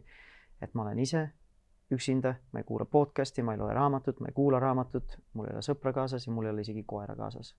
Ma olen vahepeal koeraga käinud üksinda metsas, aga see ka nagu ei ole päris seesama, sest ta ikkagi nõuab tähelepanu. Ja siis see on hea selline nagu väljapääs iseendaga tegelemisest. Koer vajab tähelepanu. Palju lihtsam on koeraga praegu midagi tegeleda, vaadata, mida ta kaebab või ega ta kuskile ei jookse või mis iganes, kui tegeleda selle sügava tööga. Et ma olen kuidagi võib-olla liiga selline, ma ei tea, kas nagu laisk või, aga mulle nagu kunagi see niisama telkimine ei ole istunud, telgiga käimine. Aga ma mingil hetkel avastasin mingi aastaid tagasi, et mulle tegelikult loodus meeldib olla ja siis ühel hetkel aastaid tagasi ma soetasin endale katusetelgi autole. Et siis ongi minul näiteks maist või aprillist, oleneb ilmadest, kuni öökülmadeni on mul terve see pool aastat või suveperiood on mul katusel telk. Ja siis tavaliselt on seal magamiskott ka juba sees. Mul on pagasiruumis seal selle luugi all on mul tavaliselt mingid tactical foodbackid ja mingid söögid ja priimused ja nii edasi. Ja suvel on mul tavaliselt supilaud ka pagassis. Ja siis ongi see, et ma enamasti käin planeeritult, aga mõnikord on ka see, et ma helistan naisele ja ütlen, kuule, mul asjad praegu jookseb nii kokku, et kas see on okei, kui ma lähen 1-2 päevaks praegu ära metsa, et ma ei tule täna koju, ma lähen metsa ära ja et kas kõik on nagu hallatav ja kas see mahub plaanidesse või mitte. Ja siis lähengi metsa, teen panni peal mingid kukeseeni või ostan mingid kartuleid lihtsalt või teen seda foodbacki, käin kuskil järve peal supitamas, käin ujumas, teen lõket, vaatan endasse. Ööbin värskes õhus, kuulan linnulaulu hommikul ja olen lihtsalt iseendaga nagu koos. õpid ennast paremini tundma, saad endaga paremat see on minu jaoks, ma ütleks võib-olla siiamaani üks kõige tõhusam tööriist olnud. Et see ei ole iseenesest nagu mingi tehnika ja ma ei kasuta seal ka mingit väga suurt raamistikku. Et lihtsalt olen iseendaga. Aeg teeb enda töö nii-öelda. Ja proovingi vaadata, nagu mis asjad üles kerkivad ja siis proovingi olla siis, kui mõnikord tulevad mingid valusad kohad üles ja mingi mäss, mingi sisemehe laps tahab hakata seal, ma ei tea, kas hagu andma endale alla või siis tundma ohtu selles, et ma ei tea, ma ei ole piisav või mis iganes, et ma pean midagi pingutama või tegema, et siis ma püüan olla siis tuua siia pilti ka selle tänase päeva, ma ei tea, kas 39, 40 või mis iganes vanuses ma sel hetkel olen selle küpse täiskasvanu siia sama pilti ja lõkke äärde koos oma sellele hirmul või äreval oleva sisemise lapsega ja siis proovida talle seda turvatunnet pakkuda, et ma saan aru, kus see muster tuleb ja ma saan aru, et see muster on meid teeninud ja kaitsenud siiamaani, aga et usalda praegu mind, et mina 40-aastasena ma haldan selle asja ära. See on okei. Et sa ei pea praegu, et see muster ei teeni praegu 40-aastaselt mind enam. Ja teed endale tohutu teeni jälle järgmisesse nii-öelda eluetappi suhetesse lastega, partnersuhtesse ilus. Väga kena, väga kena. Ja kui rääkida nüüd sellest tassi poolest ja süütenöörist, et kuidas seda siis täidab, kas see on nagu, mulle kõlas küll see, et see käitumine ja see nii-öelda metsa minek võiks küll aidata selles osas ka? Ja mind aitab üksi olek. Minu naist näiteks teda aitab palju rohkem sõbrannade seltskond. Et siis ongi see, et mina tavaliselt, kui ma tunnen, et ma olen sellest igapäevaelust nagu kuidagi üle keenud või üle stimuleeritud, siis mina lähen üksinda olema. Tema tavaliselt läheb sõbrannadega välja. Tema tahab saada seda jagada, ta tahab seda peegeldust saada, ära kuuldud tunnet ja nii edasi. Et me oleme, võib-olla on selle naise mehe erinevus, kindlasti temperamendi erinevus, sest ma nagu suuri rahvamasse nagu ei otsi neid välja. Tema nagu otsib, et läheks festivalile kuskil, läheks üksi matkama või läheks üksi telkima. Et tema nagu otsib neid, et see on kindlasti üks asi, mis täidab ka minu tassi. Minu võib-olla praeguses eluetapis tänasel päeval üks kõige suuremaid tööriistasid või nagu asi, mis aitab seda süütenööri hoida, oleks uni ja magamine, mis on praegu keeruline meie jaoks. Ilmselgelt. Sest me oleme need haigused, mis on lastel olnud ja nii edasi, me oleme ükskord juba sellest öisest imetamisest võõrutanud lapse, mis tähendab, et siis mina olen seda teinud, sest naine ei saa olla pildis, on ju, et seda teha. Ja siis need haigused on toonud selle uuesti selle öise imetamise tagasi, me teeme seda teistkordselt, et selline, see uni on see, mis mina tunnen, et kui järjepidevalt mõned ööd juba und ei ole saanud, siis nagu see on keeruline. Et siis on, ma pean ikka väga palju rohkem teadvustama seda, kuidas ma käitun, et ma saaksin nendest emotsioonisabadest ja reaktsioonidest, reaktiivsest käitumisest sabast kinni. Et uni on minu jaoks nagu A ja O. Siis järgmine minu jaoks on liikumine.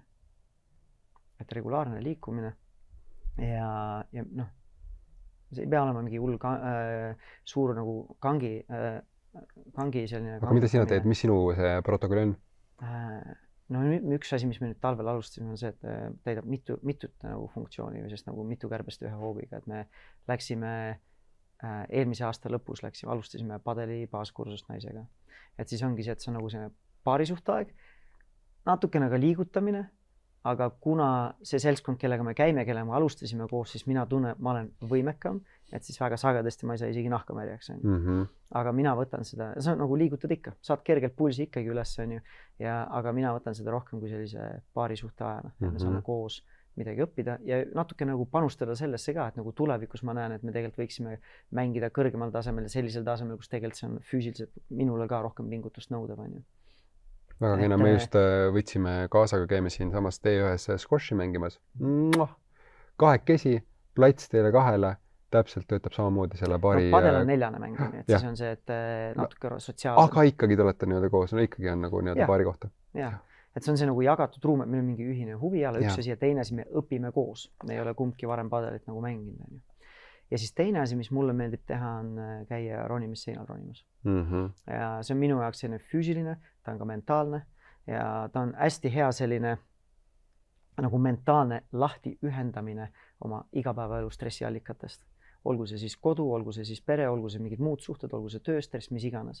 Sest kui ma olen seal seinal ja ma pean selle probleemi ära lahendama, selle raja ära lahendama, siis ma ei saa samal ajal muudele asjale mõtlema, sest ma pean olema 100% siin füüsiliselt ja mentaalselt, et seda asja ära lahendada, eriti kui need on sellised nagu enda oskuste piiri peal rajad. Et kui ma lähen mingit lihtsalt lasteradadega, siis jumala poogen, ma võin samal ajal sõbraga juttu rääkida, võib-olla telefoniga veel juttu rääkida hands-free'ga ja siis ma ei tea, umbes kui ma oleks suitsumees, siis vahepeal mingi suitsu tõmmata seal ühe käega ripud vahepeal ja nii edasi, on ju.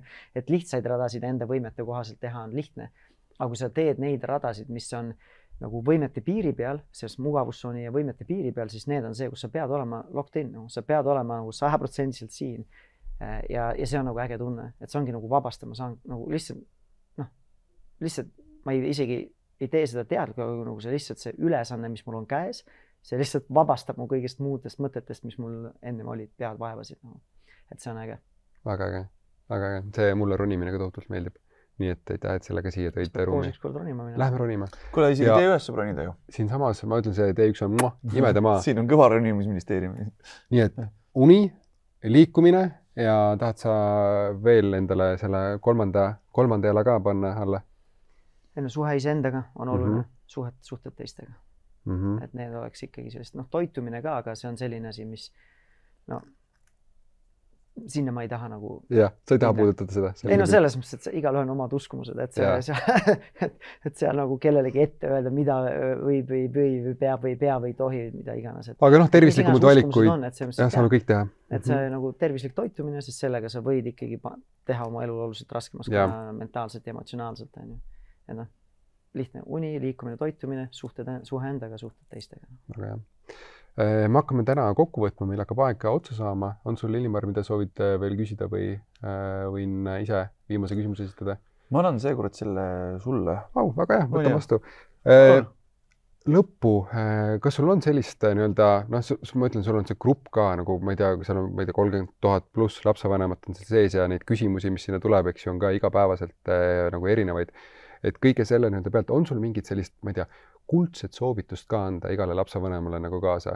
Et kui on see, et saaksid nii-öelda, ma ei tea, linna täis kleepida, et Tanel Jeppinen jutumärgid algavad, et mis on see, mis sa annaksid nii-öelda lapsevanematele, meie podcasti kuulajatele nagu kaasa, niisuguse kuldse soovituse? No esiteks juba, ma üldse ei taha, mul ei ole vaja neid jutumärke ja mind sinna juurde, et see ei ole nagu oluline, pigem see sõnum on oluline. Et ma ütleks, et kui me vaatame just lapsevanema rolli, siis ma ütleks ikkagi see, et nagu alusta suhtest, prioritiseeri seda suhet. Sest kui Illimar enne ka ütles, et ongi, et sa nagu kärgid näiteks lapsega, ja sa näed tulemust. Teedki selle asja ära, kui sa käratad talle. Et olenebki, kuidas, millise kriteeriumi, mille järgi me mõõdame seda lapsevanema rolli nii-öelda kas tõhusust või tulemuslikkust on ju, kas see, et kas laps teeb käsu peale need asjad ära või toome hoopis mingi holistilisema pildi sinna juurde või nii-öelda dimensiooni sinna. Et see suhe lapsega ei tähenda, kui mul on lapsega suhe korras, hea, lähedane, turvaline, siis see ei tähenda see, et laps alati teeb kõike seda, mida ma ütlen esimese korraga. Aga kui ma panustan sellesse, siis on tõenäolisem, et ta ikkagi tahab sinuga koostööd teha. Ja kui ta ei taha seda koostööd teha, siis me saamegi vaadata, miks ta seda koostööd ei taha teha. Et vanema järgi, või ma ütleks, et vanema roll on olla lapse jaoks otse kui see põhjanael on meresõitjatele, mille järgi orienteeruda, mille järgi sihti valida, mille järgi siis leida teed ühte või teise kohta, väärtushinnangute raamistik ja nii edasi. Et kui mina ei ole hirmutamise ja ähvardamise ja karistamisega, ma ei ole see põhjanael, sest selle lapsel tekib trots selle vastu, tekib vastumeelsus, mässumeelsus ja nii edasi. Et kui ma olen see põhjanael, siis vähemal või suuremal määral oleneb eluperioodist, oleneb sellest situatsioonist, kas laps tegelikult tahab olla vanemale orienteeritud ja orienteeritud lapse vanema järgi. Ja kui ta ei taha seda olla, siis ma saangi vaadata, miks see ei ole nii. Ja vaadata neid juurpõhjuseid. Et lapse käitumine, nüüd läheb juba see laiali, et mitu sõnumit, aga see lapse käitumine kannab mingit sõnumit. Kui ta ei tee sinuga koostööd, siis selleks on põhjus. Ja see on võib-olla üks selline raamistik, mida ma tahaksin võib-olla edasi anda, see on selline natuke analüütiline, aga ongi see, et kui laps ei taha sinuga koostööd teha, siis et mõelda, et mis selle juurpõhjus on. Kõige lihtsam põhjus on see, et ta ei tea, mis on need ootused. ja seal on kõige lihtsam fix või parandus ka, et lihtsalt tulemuslikum ja tõhusam kommunikatsioon. Näed, siin on need ootused, siin on need soovitud tulem, siin on ebasoovitud tulem, siin on see, mis on see ootus sinu jaoks.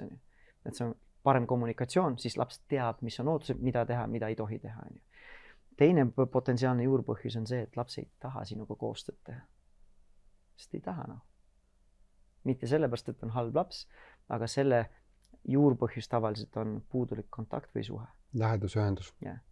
Et siis ma saan panustada, vaadata, kas see on kontakt või suhe. Kontakt on otse kui tänane ilm, suhe on see kliimavöönd, kus me oleme. Et siis kas on see, et lihtsalt me oleme praegu päev otsa ära olnud või mingi konflikt on meie vahel, meil puudub kontakt, et vaadata, kumba ma pean panustama. Et kontakti ja suhtes, sest kui laps on vanemaga heas suhtes kontaktis, ta teeb palju meelsamini koostööd. Kolmas juurpõhjus, mida uurida, on see, et ta ei oska võib-olla. Ta ei oska. Ja mitte see, et ta ei oska nüüd näiteks nõusid masinast sahtlisse panna. Seda oskab ka väike laps, 1-aastane laps. Et ei ole see montoorne oskus, aga enesejuhtimisoskus näiteks. Kas ma suudan seda ennast panna tegema seda ülesannet, mis võib-olla mulle natukene ebameeldiv, kui ma olen endast väljas või kui ma olen stressis või pinges või kui mul ei ole tuju või mis iganes, enesejuhtimisoskused. Ja oskuseid saab õpetada. Ja 4. asi, millele mõelda, on see võimekus neid oskuseid rakendada. Ja see võib olla see, et ma tean, et laps teab, mis on ootus. Meil on suhe ja kontakt on okei. Ja ta oskab ka seda ülesannet täita või sellele ootusele vastata, sest ta on varem demonstreerinud seda, et ta oskab. Ehk siis ta oskab ka. Ja nüüd, kui ta ikka seda ei tee, siis viimane põhjus, millele mõelda, on see, et äkki ta praegu siin ei suuda seda teha. Mis see tähendab? Et ei suuda oma oskusi rakenda sama, et sul on teised tööriistad olemas, aga sa ikkagi lähed selle karjumise juurde automaatselt, sest varem sa oled neid olukordasid rahumeelselt lahendanud ju. Aga siin praegu ei suutnud lihtsalt, sest sul ei olnud võimekust, sul ei olnud võib-olla lihtsalt liiga pinges, sa olid liiga stressis, sa olid väsinud, sa olid näljane, sa tundsid ennast üksildasena, võib-olla hoopis mingi trauma tõstis pead kuskilt on ju, sest ta vajutas nii õrna kohta on ju ja kõige selles, lihtsalt sa ei suutnud neid oskuseid kasutada. Ta lihtsalt ei suuda neid oskuseid kasutada, ta ei suuda iseennast paremini juhtida. Ja see läheb võib-olla pikaks, et selle kohta mul üks hea lugu ka, kuidas meil on topeltstandardid, aga selle võime siis teiseks korraks jätta. Ja räägi ära see lugu ka. No selle oskuste rakendamise kohta lihtsalt, et ongi, et kui meil olid lapsed veel väiksemad ja kui ma ei töötanud vanemusnõustaja, kui ma alles õppisin seda, siis ma töötasin ühes startupis müügiosakonna juhina. Ma elasin 15-20 minutise jalutuskäigu kaugusel kodust ja mul oli hullult raske tööpäev selja taga, hästi pingeline, pidi mingit aruanded investoritele näitama midagi, mida me ei saanud näidata ja nii edasi ja nagu hästi keeruline päev oli mentaalselt ja emotsionaalselt. Ja ma kõnnin koju, mu naine on 2 väikese lapsega kodus ja ma tean, et see ei ole väga realistlik ootus, aga minu unistus on see, et äkki täna midagi läheks minu moodi. Ma tulen koju, naine on kleidi selga pannud, naine on sooja söögi valmis teinud. Lapsed tulevad, issi on kodus, kallistavad mind ja ronivad mulle sülle. Mõtlen, mine pekki, kui äge kodu ja äge pere mul on. Naine kutsub mind lauda, saame sööki süüa ja nii edasi. Ma tean, et see ei ole realistlik ootus, aga ma unistan ikka sellest. Astun koduuksest sisse, enne kui välisuks selja taga kinni käib, ma saan aru, et täna ei ole see päev.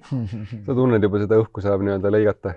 Esiteks, 4-aastane või 3,5-aastane kisab kopsusid välja elutoas. Teine laps on, naine peseb kraani all tema tagumikku, toonutab millegi pärast seal kraani all naisega. Ja siis naine hõikab, Tanel, sina või? Palun, kas sa saad söögi tegemise alustada, et ma ei ole jõudnud, kartulid on kraanikausis. Siis mul on seljakott veel seljas, vaatan peeglis endale otsa sealt esikupeeglist. Mine pekki. Ma lihtsalt ei taha, ei jõua, ei viitsi nende kuradi kartulitega tegeleda. Aga ma oskan süüa teha. Oskad? Suvel, kui mulle meeldib, kui mul on aega, grillin või slow cooking mingeid ribisid teha sul 6-8 tundi nagu. Naudin ja teen nagu. Naine oskab ka süüa teha. Ma olen näinud, et ta on teinud mulle varem süüa. Aga kummalgi lihtsalt ei ole ressursse seda teha. Ja nüüd, kui me vaatasime teineteisele otsa, täna tellime selle mingi koju kulleriga toidu on ju, siis kumbki ei näinud, mis asja? Sa oskad küll süüa teha, marss kööki nagu. Kurat, sa pussutad siin nagu. Tahad mingi raha raisata siin või? Ma tean küll, et sa oskad, sa oled varem teinud, hakkavad süüa tegema. Nagu. Et siis samamoodi nagu et ei oleks topeltstandardeid, lapsed ka vahepeal oskavad, aga vahepeal ei suuda.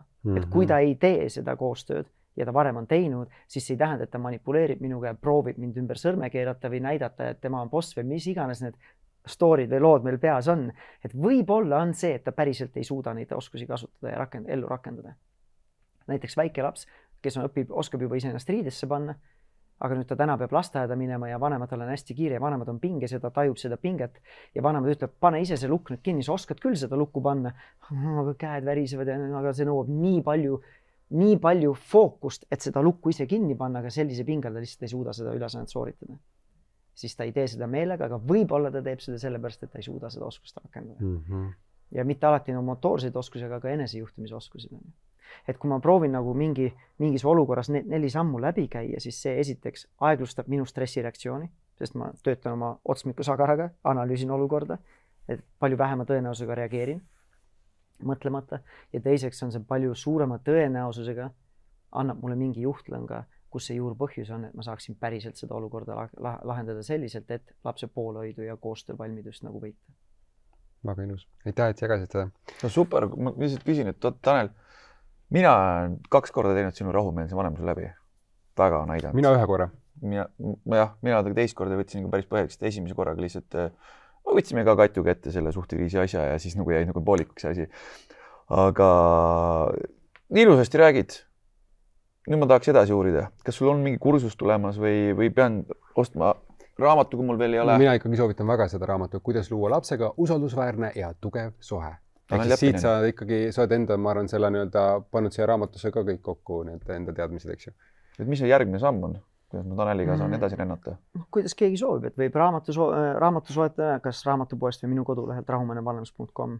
Ja ma arvan, et kõige parem on lihtsalt hoida silm peal, kas olla seal emaili uudiskirjas, kui seal mingid uued asjad on tulemas parasjagu mingid kursused, siis saab võtta või kaaluda või siis vaadata kodulehel või lihtsalt sotsiaalmeediakanalitel silm peal hoida. Et rahumeenevanemlus ja rahumeenevanemlus.com. Ma uudiskirja väga soovitan seepärast, et sa viskad vahepeal seal ikka mõnusaid siukseid kasulikke, siukseid hästi lühikesi, aga tabavaid selliseid igapäevaseid siukseid väikseid vihjeid. Vajutad ka niimoodi mõnusalt endale peeglisse vaatama, et ma arvan, see on väga nagu mõnus. Aitäh sulle.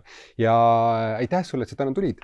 T1 poolt on sulle väike kingitus ka, et saad nautida TH-keskust siin, kui Tallinnas selle tuled nagu rohkem. Saad äkki väike isegi squashi harjutuse teha koos oma... Või ronimisministeerium sulle. Aitümps. Nii et saad käia. Aitäh, et täna tulid ja ma üldse ei kahtle, et tänane ei olnud väga kasulik ka sulle, kuulaja, vaataja. Kindlasti said täna siit head kuulamist ja vaatamist sinagi, sellepärast, et meie saime siit kindlasti häid nippe ja trikke juurde, nii et palun vajuta meie podcastile subscribe ja kindlasti jaga seda osa ka oma sõpradega, teistega, et see sõnum jõuaks veel rohkemateni. Ja raudselt, kui liitud juba Taneli uudiskirjaga, siis liitu kindlasti ka papside uudiskirjaga, siis ka meie jagame sealt mõnusat mahlast head kraami. Nii et näeme jälle, kohtume 2 nädala pärast.